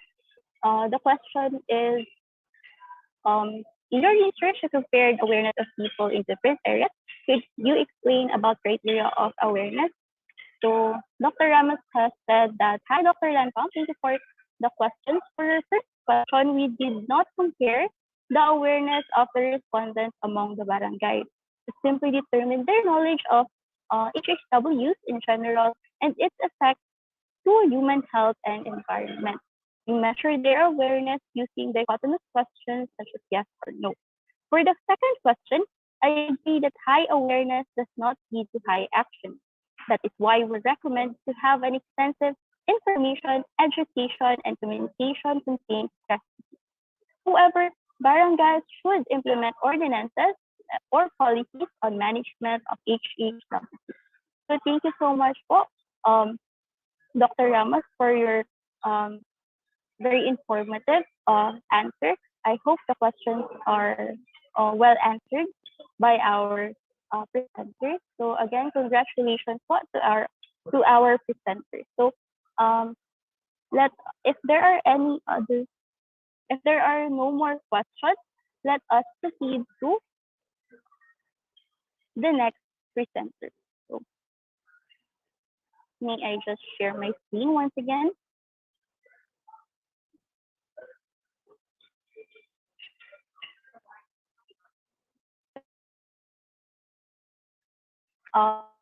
Presenter is shelter. Okay.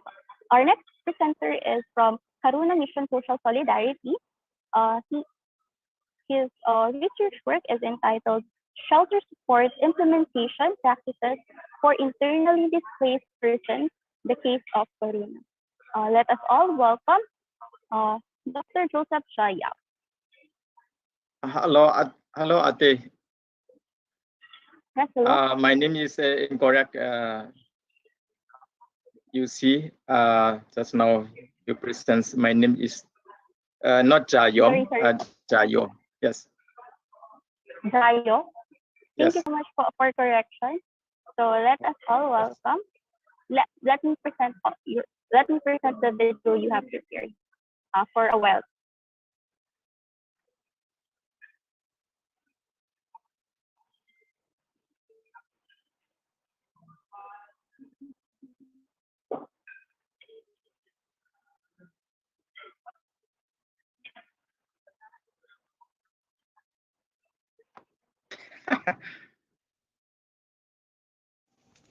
Hello, everyone.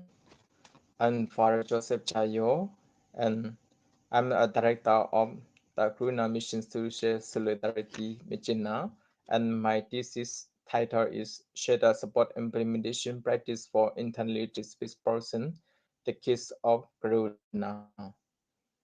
I'm going to about my thesis abstract. The Quezon Mission is a free-based options that applies project management in its 20 camps for internally displaced persons, so-called IDPs, in Medina district, Quezon State, Myanmar. This study examines the implementation practice of the Quezon Mission and its shared support for the IDPs in Myanmar, Quezon State, Myanmar.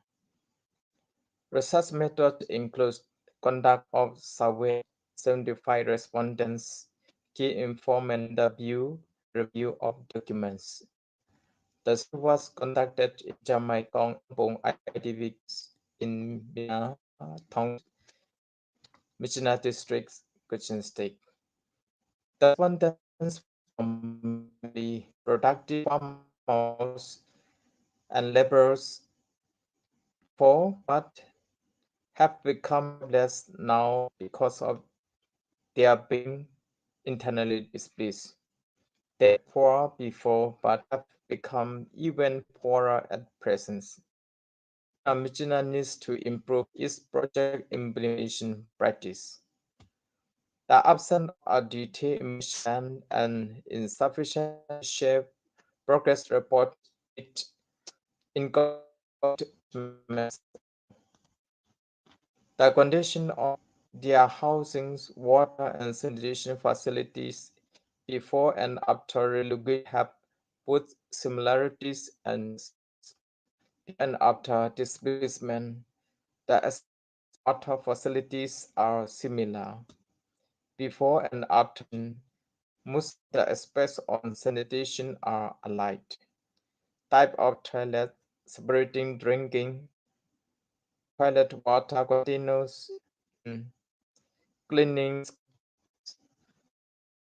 distant toilets from the house, exposing children either to the latrines, distance of garbage site from house, 27 meters, and access to mosquito nest.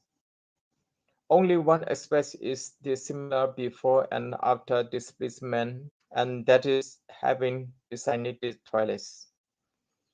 The respondent's expectation is not quite met on the four aspects on housing because it is a row house, has narrow floor area, and has only one comfortable and dilapidating, and one aspect in latrines.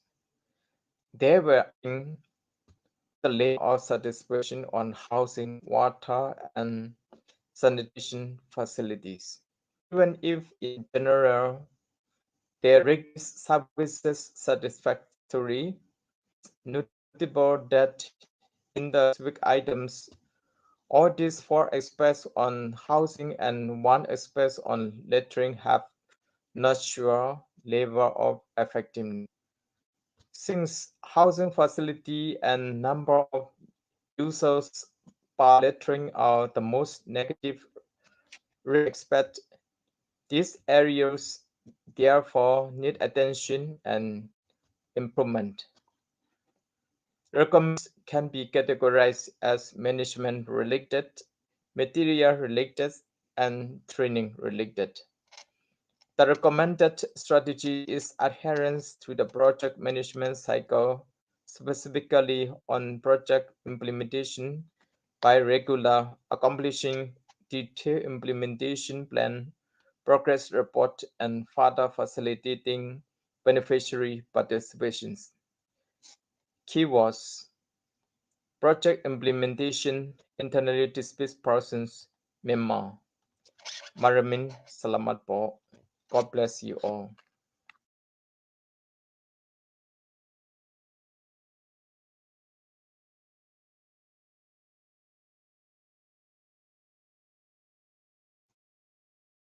Finish, ate.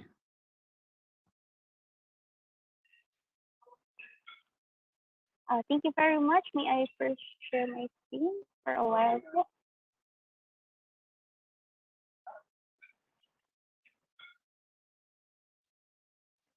So the questions sir will be later after the three more presenters. So share my screen. So our next presenter, sir, again, thank you so much. Our next presenter is from Davao Oriental State College, Science and Technology. The research is entitled Factors Influencing Catch and Support for the Implementation of the Fishing Season in Davao Gulf, Philippines. Let us all welcome Dr. Arian K. Oli.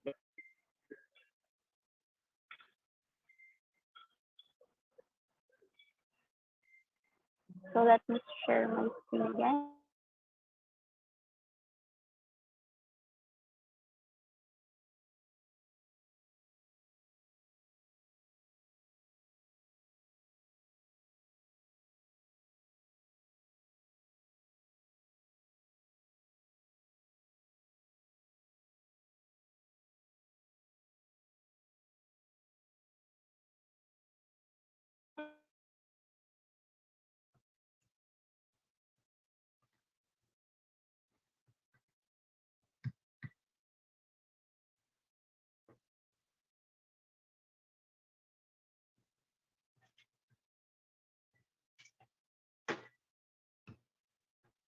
Good morning, everyone. I am Arian Kilias, and I will be the one to explain, which entitled Factors Influencing Catch and Support Implementation of the Closed and Davao Gulf, Philippines.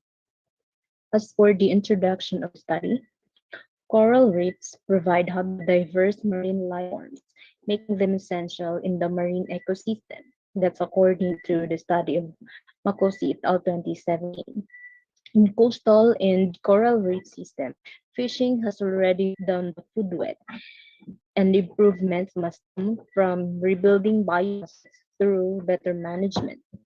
A well-designed and effectively managed marine reserve can reduce local threats and contribute to achieving fisheries management, biodiversity conservation, and adaptation to climate change impact. And yet, despite the effects of marine conservation, the current fisheries are still apparently in decline, and coral reef fisheries constitute an important source of food and livelihood at a global scale and among small-scale fishers. And because of this, with the rapid increase of population, the continual reliance on fish protein to sustain the nutritional needs of the people will continue. The Philippines hosts a number of major fishing grounds, which are considered as highly exploited, ecologically threatened, and degraded, and that's according to the study of Rolla et al. 2018. And in order to remedy this situation, a closed fishing season policy was seen as the only recourse to curb the high expended by the commercial fishers, especially in the municipal water. And it's also known to help success support the recruitment of target fishes. And establishments of closed fishing one identified conservation measures which has seen specifically on certain fish catch. When closed fishing season is imposed, or closures of fishes and need a sensation activity for a certain period, result in a reduction of annual fishing effort to 20%. For the objectives of the study, first, it is to characterize the small-scale fisheries of fishing communities and to describe their fishing characteristics in Davao Gulf, quantify their CPUE or catch per unit effort, and evaluate relationship with other fisheries factors. As for the materials and methods, and for data collection, which includes deployment of GPS trackers, semi-structured interview and focus group discussion, data analysis, quantitative and qualitative data were needed, and summary statistics tables were produced, and question analysis was used on selected quantitative data. As for the results of the study, its fishing distribution rather. As you can see, the map there that shows the sites, the study, and these sites were frequently fished and or highly extended. The commercial fishing, agricultural, and chemical fishers, possible reasons for catch decline and success factors for keeping fishers informed of the closed fishing season. And these have become common problems being experienced in most fishing grounds due to overexploitation, lack of consistent enforcement for effort control of the fishers, and lack of monitoring for industrial and residues dumped in fishing grounds. And fish price, daily fishing trip, numbers of organization and awareness. These are the predictors that support the implementation of closed fishing season policy, especially in Davao Gulf. And for the success factors, the coordination of fishing village were averaged as 51%, awareness campaign 68%, and cooperation of the local government, Navy, and Coast Guard were averaged as 64%.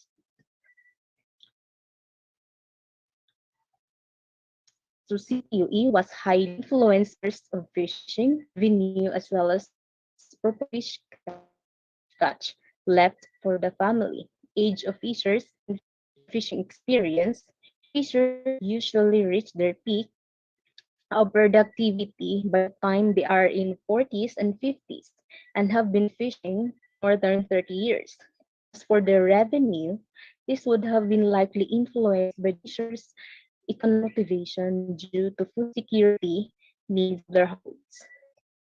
And as for the concluding study, fishing effort based on the heat maps of the two study sites shows the sites were frequently fished, highly exploited, and multiple factors such as the close fish season, membership to labor organizations, and economic motivation facilitated the implementation of post-fishing season in the Gulf.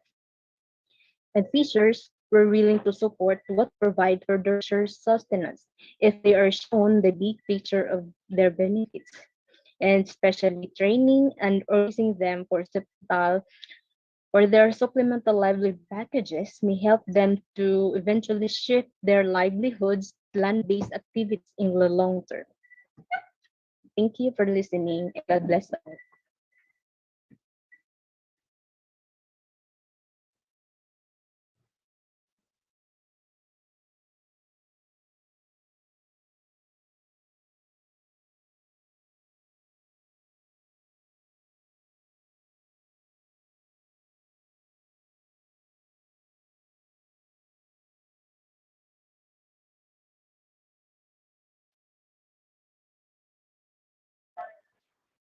Thank you very much, Ma'am Aaron K. Rodriguez, for your presentation. Our next is from Later Normal University, and the research entitled User Evaluation of the Smart Water Tank Technology. Let us all welcome Mr. Don Emil Kylie M. Melga.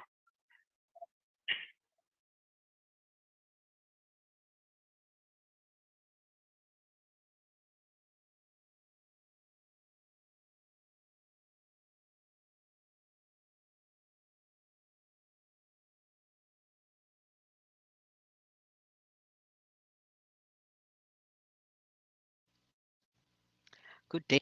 Our research paper is entitled User Evaluation of the Smart Water Technology by Dachel Bagas and Don Emil Kari Emelgaso with Professor Lara Hanson B. Calusa. According to the ENR, 70% of the country's available water is wasted per year. And in the Philippines, most households get their water supply from water distribution with a private water point. Some households collect water using secondary tanks. At times of the year, households them of an overflowing tank. Households are found contribute a great amount of water waste. Thus, researchers saw the need for an innovative solution to automatically turn off the gate valve to the water tank when the full level is reached. This is the components of the smart water tank. This is and the notifications. The development of the autobots, the researchers through white box testing that SWAT can provide a solution by real-time water level monitoring.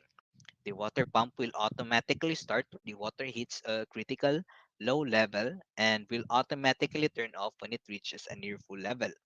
With this, the tank will neither be empty nor overflow. And this study took out the developed smart water tank system for user evaluation, and the intention is to find out if the developed solution to overflowing water tanks generally usable in for household of Tacloban City.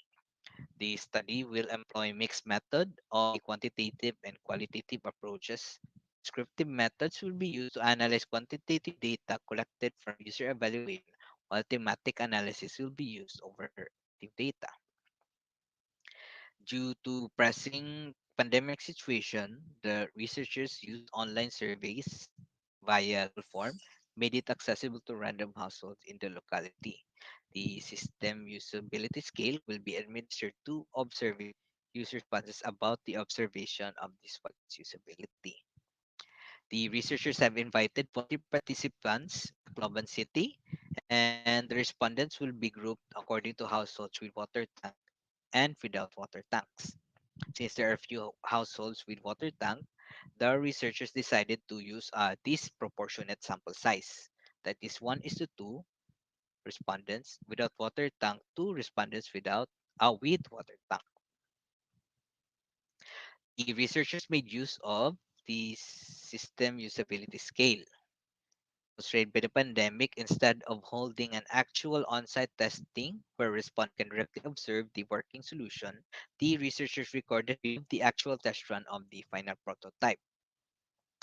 The video of the recording of the test was embedded in an online survey via Google Form, and embedding the video recorded test will allow the participants to visualize the prototype at work before they respond to the system usability scale. Responses of the participants will be used to determine if the product is usable, that in turn easy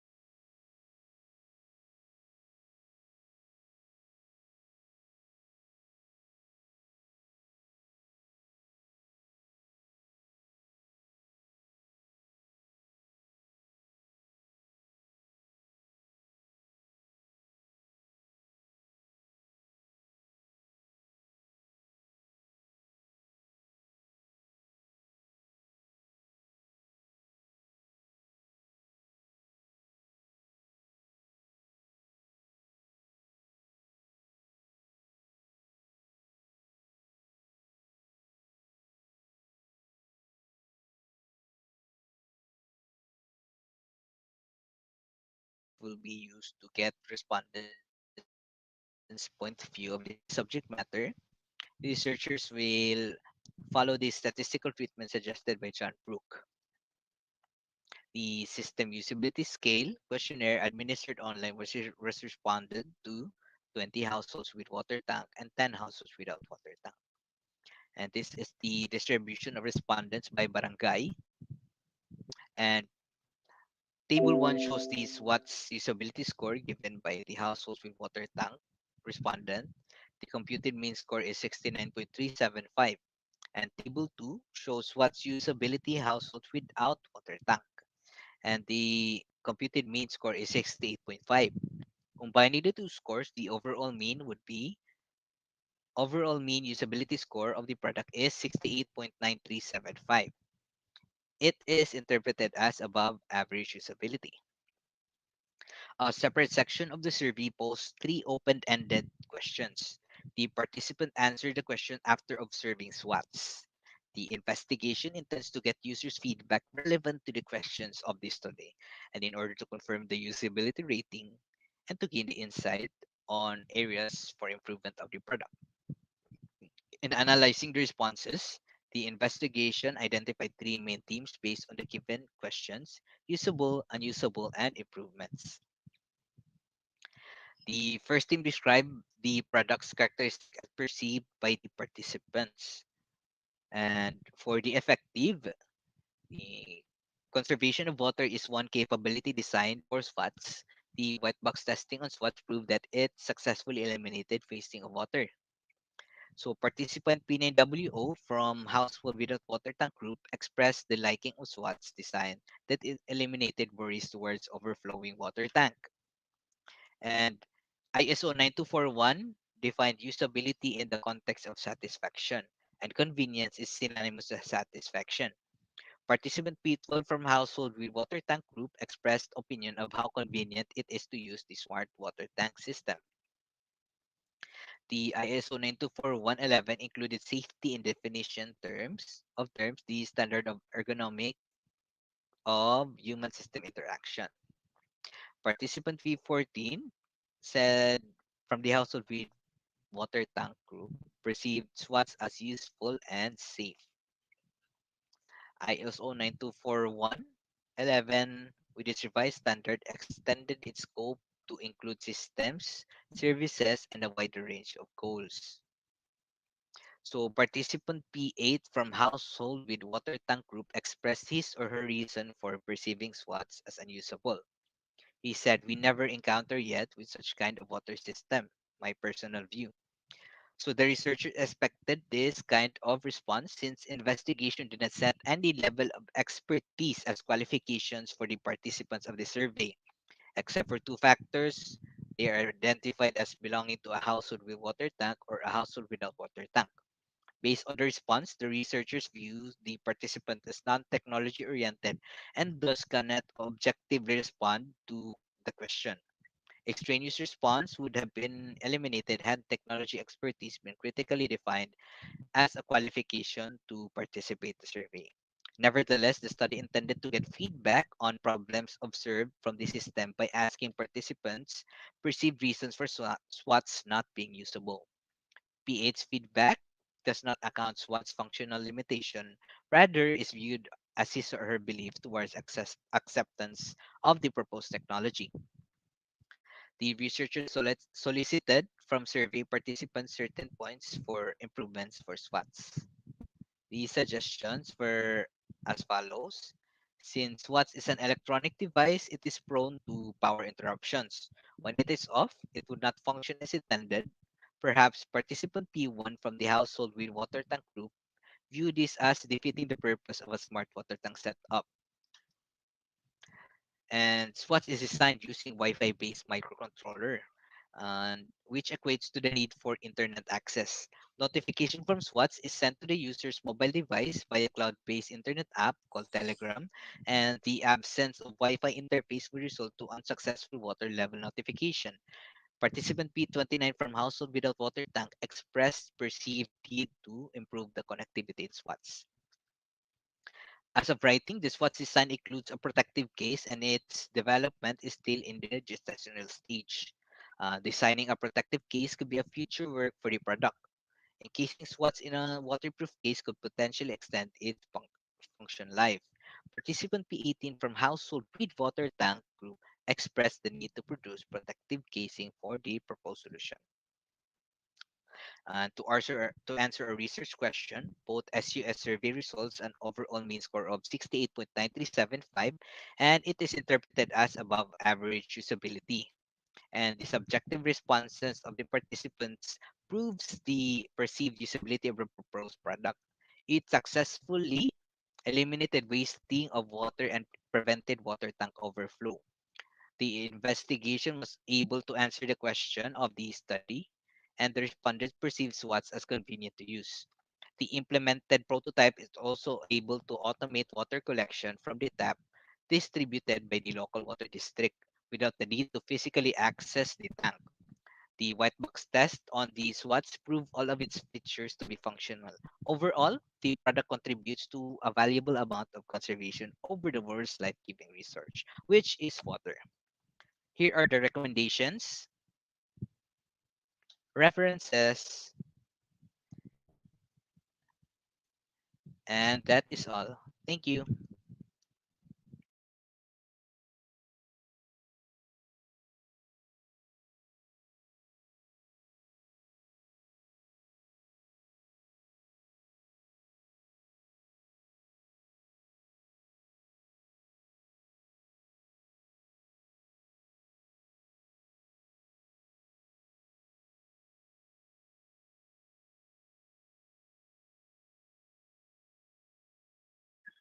So again, we deeply apologize for the technical difficulties that we are experiencing, and we really appreciate your patience with this circumstance. Thank you so much to our presenters, Mr. Don and Kylie and Melgaso. Next is from the Fisheries Assessment Project of Davao Oriental State University. Their research title is Impact of COVID-19 and Skills Fishing Season and Commercial Fishers of Davao Gulf Mindanao. Let us all welcome Mr. John Kenny A. Rapoy.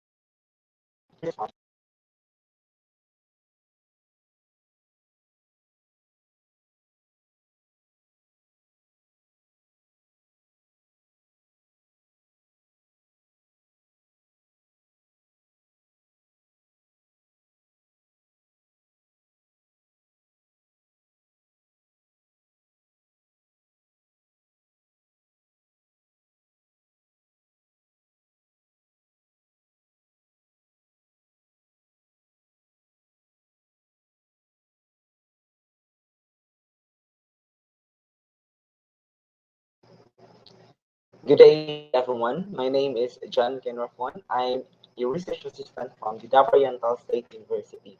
Today, I'm going to present to you our study entitled In Closed Fishing Season on Commercial Fisheries of Davao Gulf, Mindanao.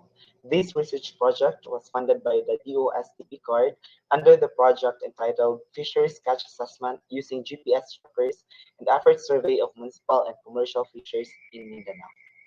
Part of this presentation is the introduction, materials and methods, results and discussion, and conclusion of the study.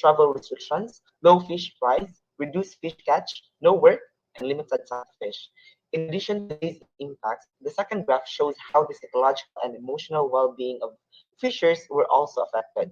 Most of them confessed having unfounded fears due to COVID-19 impacts, and many of them felt anger and frustration, while some still felt hope for the future. The third graph talks about the impacts of COVID-19 on fishers' families. Most Bagnat fishers said that the pandemic has affected their children's education, while home confinement is on top of these impacts for ringnut fishers. Other effects include travel restrictions, and even death for the Bagnat fishers. Contrastingly, a few commercial fishers still said that they were not affected by the pandemic. These graphs indicate the impact of the closed season on these commercial fishers. During the closed season, 84% of Bagnat fishers have stopped their fishing operation. On the contrary reason, since ringnut fishers have bigger fishing vessels, it allowed them to fish beyond the mouth of the Davao Gulf and continue to do so until the closed season policy is lifted. Those part of the crew who stopped fishing during the closed season have sought some forms of alternative income source and other livelihood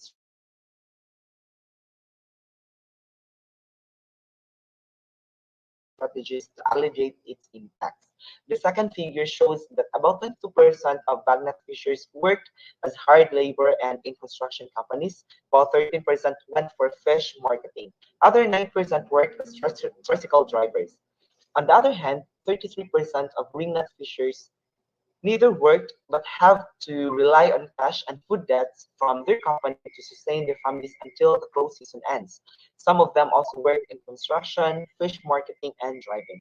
These are one of the sectors that were greatly affected by the COVID-19 pandemic. The strict implementation of quarantine protocols has left several fishers with no choice but to stop operations and rely on food and tournament, thus severely affecting the volume of fish caught in the area. The volume of the fish catch, however, is influenced by several variables such as fish price, number of fishing days, number of fishing years, number of years in the community, education, and land ownership.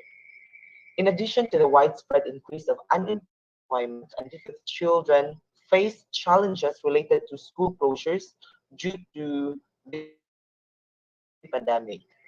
The shift to accessible learning modes have increased parents' worries.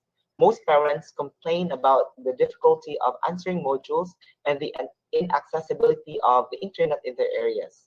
Those parents who have not completed their formal education struggle to teach their children specific lessons found in the modules and fear that their children may not get a good learning experience. Furthermore, the majority of fishers' families were in the state of fear and worry during the pandemic. Both fishers and their families were emotionally affected since they were worried about where to get their daily food and are afraid of being infected by the virus if they go out of their homes. Some families were frustrated about not doing their usual routines, such as going to the market at any time, doing other part-time jobs due to closures of some establishments, and the hassle of wearing face masks and face shields in the public. Several Bagnat fishers and small percentage of ringnut fishers felt angry as they could not immediately provide money for their daily expenses. Others are still hopeful that this pandemic will surely end and everything will be back to normal. The closed season policy can influence the livelihood of fishers as it prevents them from fishing at certain times of the year to allow the fish stock to recover and adjust the declining fish catch. During the closed season, fishers reported a decrease in the volume of their fish caught as authorities prohibit the utilization of bag nets and wing nets. Most bagnut fishers were forced to use hook and lines and other municipal fishing gears throughout the duration of the policy. Considering that fishing is their primary source of income, this fishing regulation has created panic in the lives of fishers and their families. When the closed season started, fishers sought alternative livelihood and income. This forced the fishers and some of their family members to shift to land-based businesses such as farming, jobs, and some had undertaken unacquainted works as a mechanism for them to get money to secure food and other family basic needs. While most ringlet fishers go beyond Davao Gulf for fishing during the close season, it also increases their capital expenses and decreases their revenue. Ultimately, though this close season policy signifies positive results in conserving fishery, however, necessitates changes in the socioeconomic status, particularly on the livelihood of the affected fisheries workers. In conclusion, like other sectors of the society, fishers, due to the COVID-19 pandemic and the closed season policy, as their source of income stopped, all family members suffered. However, fishers were able to survive despite all the fears, inconveniences, and other economic and emotional stresses brought by the closed season policy and the coronavirus. The government must provide work options and extend financial help during closed season to the affected fishermen. These are some of the references used in this study, and that would be all. Thank you for listening.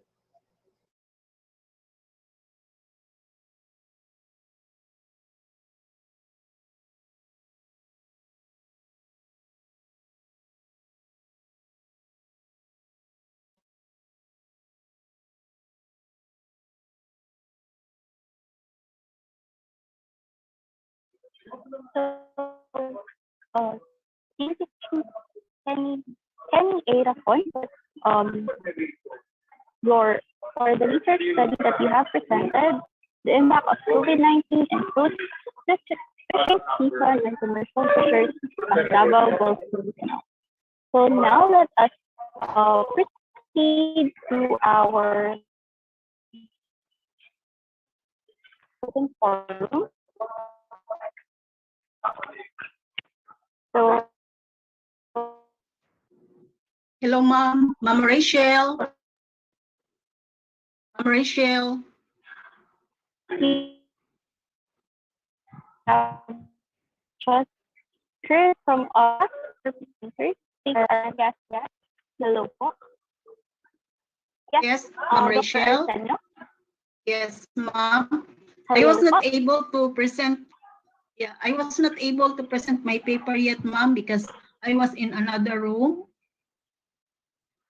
Then I was supposed to be the first presenter. Can I still Yes, present ma'am. my Actually, paper? ma'am, already yes, po, ma'am. I have already shown your video. It was the first video that I have shown the participants in the session 2C. We actually have a question, ma'am, that Dr. Lampam has addressed to you. I will just copy it in the chat so you could answer it for a while, po, ma'am. Okay, okay, Mom. So before we begin with the platform presenters, may I first copy the chat of Dr. Lampam for Dr. Arsen. So here it is, ma'am. May I read? So many thanks to your presentation. Could you tell us which attributes distinguish risk management of cooperatives from other organizations such as enterprise? Dr. Arsenio? Okay, Mom. The risk attributes of cooperatives are also similar with some of the financial enterprises, like financial risks. So this is also common to other organizations dealing with money. So it is also integrated in our risk management manual, how to overcome those risks, because these risks are also similar with the risks that are also experienced by other financial institutions. And actually, if they want to have a copy of our risk management manual, we are ready to share the soft copy to those who are interested, because this is not only applicable to cooperatives, but also applicable to those people who are engaged in financial business, financial related business.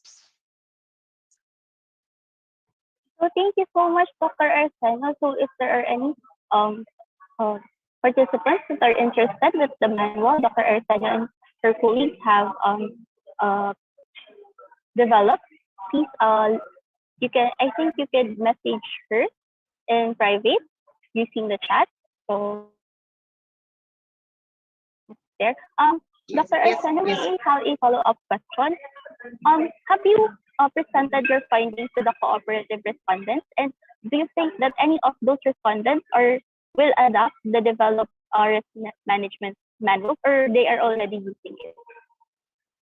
They have already the copy, ma'am, because when we gather the data as a sort of our gratitude to them for sharing their financial data, we promise them to furnish a copy of the manual, risk management manual. So it is one of the tokens that we offer to them. So thank you so much, ma'am. That is a great example of research with great implementation, or research that is not just stored in the paper or in the book. There is an actual application for it. So I hope. Because we want to share. And yes, Doc, you are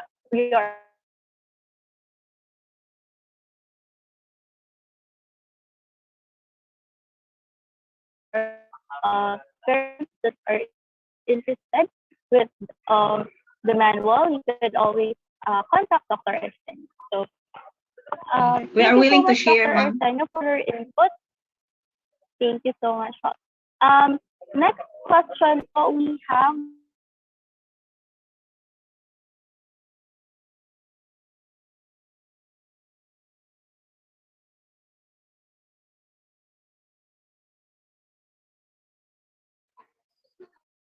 I'm sorry, I was muted. So another question is for Sir Joseph. Can you please expound your recommendation on using management, material, and training-related strategies to address the challenges of the shelter support of the IDP? May I repeat? Can you please expound your recommendation on using management, material, and training-related strategies experienced in the shelter support of the IDP? Sir Joseph? There. So Yes, thank you ma'am. po. Magandang hapon.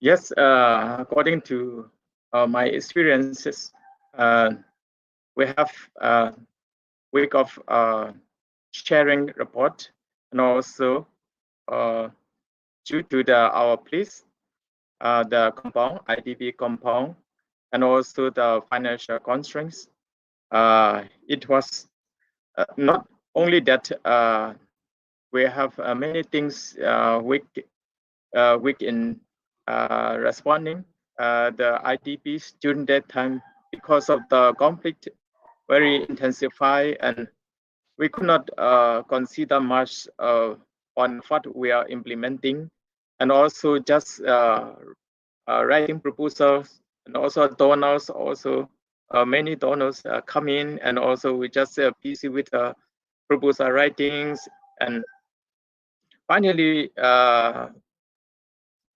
we come to know that there was something needed in the IDP camps, and our implementation practice was weakening. Finally, according to my research, and now after that, I came back from the study, and I joined my organizations, and now the situation is better, but the compound IDP compound is still congested, and we have been upgrading the situations. Now it's better. Anything, some more, ma'am? So that is very good to hear, Doctor. So, yes, Salamat po. thank you so much. So it's really great news that as the implementation practices really help these people. So there is so thank you so much. Next question question is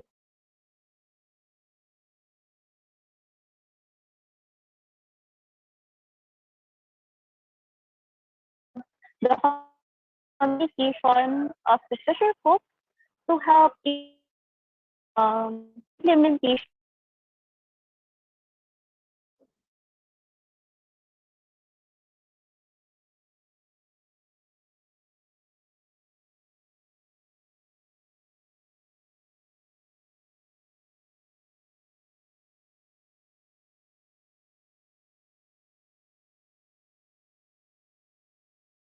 I cannot hear, ma'am.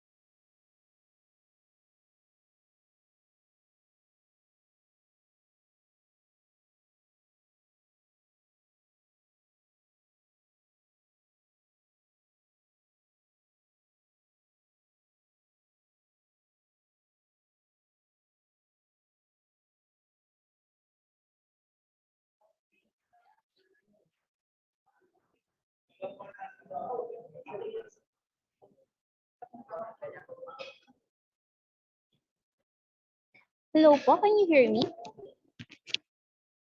Hello po? Yes, we can hear, ma'am. Hello po, can you hear me? Yes. Thank you so much. Yes, ma'am. Yes, ma'am. Again, we are very sorry. We are still experiencing appreciate your patience with us. Again, we are very grateful. Again, thank you so much, Sir Joseph, for your answer. And again, it is a wonderful news that we have another question for Miss Rafon, and wait, let me just get my hold up. Yes. So the question for Mr. For Ms. Ma'am Liges and Mr. Rafon, what can you recommend in order to improve the communication of the closed fishing season policy, especially during the COVID-19 pandemic situation? So, sir, you are Hello, still ma'am. muted po. Yes, ma'am. Sorry, ma'am. Hello po, Can you, good afternoon. ma'am, can you actually repeat the question because your voice is actually a bit breaking in our end? Sorry. I'm very sorry po. I'm Yes, ma'am. really sorry. What can you recommend in order to improve to help improve the implementation of the closed fishing season policy? So more on the Ma'am, your voice is still breaking. I Just the am last. very I think Sorry. just the last five Apo. words. I was able to understand the last five words of the question. Okay po. So, what for the implementation of the closed fishing season policy, what can you recommend in order to improve the implementation, especially in terms of communication? Yes, So, ma'am. is it Thank you for that. clearer, sir? Thank you po. Yes, I think so. Okay, ma'am. Thank you for that question. I think one of the recommendations that I presented earlier is for the government to provide work options for these affected fishermen, because during our data gathering, most of these fishers were actually saying that they weren't able to receive help from the government. And I think that's actually one of the sad part um, of this implementation of the closed season. And just like what I've mentioned earlier, really for the government to provide work options, especially on how to transition their works um, from doing some fishing to land-based jobs. That would be all. Thank you, ma'am. Thank you so much po. Yes, it's a very great recommendation, especially since there will be getting the probably be an alternative coming from the government. So thank you so much. And next question for Mr. Melgaso.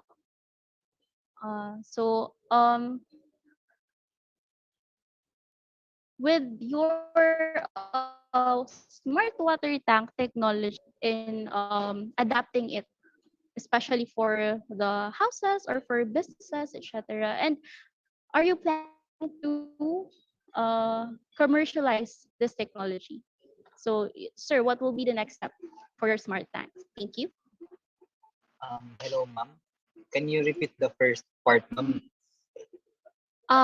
What are the challenges in using technology of the water tank, especially if it will be applied to the household or for businesses? And what are you planning to commercialize this technology? Thank you, sir. Here in Tacloban, our first challenge was the not all households here are with water tanks, and also some are not. They don't like to pay or to cash out some money to to automate their water tank system. But actually, me and my colleagues were thinking of commercializing this because this smart water tank, we designed it to be um, efficient and um, with less money used. So that's why I think it is better than buying motors. We just automate the turning on and turning off of the valve. So thank you Yes, so much that's po, all. sir. That's a very great news. Hopefully it would help not only the people there in Tacloban, but also the rest of the Philippines who have difficulty in water. So thank you so much for your research, sir, and congratulations once again to our researchers that are here in our session. Again, heartfelt gratitude to everyone here in session 2C. Thank you so much for your patience, especially with the multiple technical difficulties that we have experienced the whole morning. And we are very grateful that you have presented this inspiring papers this morning. And I just want to congratulate every single one of you for inspiring participants and um, also yeah. So before anything else, would it be possible for everyone to open their camera so we could have our final photo documentation for this morning? Again, we are very grateful for your time, your effort, and of course the knowledge that you have shared with us this morning. So again, may I request everyone to have their cameras open so we could have our final documentation. So, sir,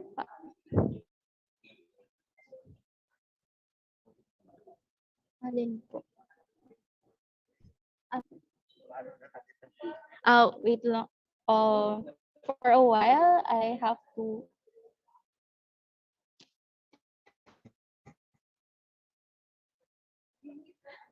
It's not my laptop, so I don't know how to make a screenshot. So again, one, two, three, smile. One, two, three, smile. Again, we are very grateful for your time, expertise for this morning. Please be advised that please don't leave yet for the closing ceremony. If you could click the leave room in the lower right, but please click the leave breakout room, not leave the meeting. Okay. Again, we are very grateful, and you can now proceed to the main meeting. Thank you so much again.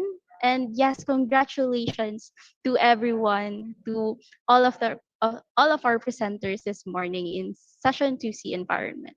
Again, thank you so much.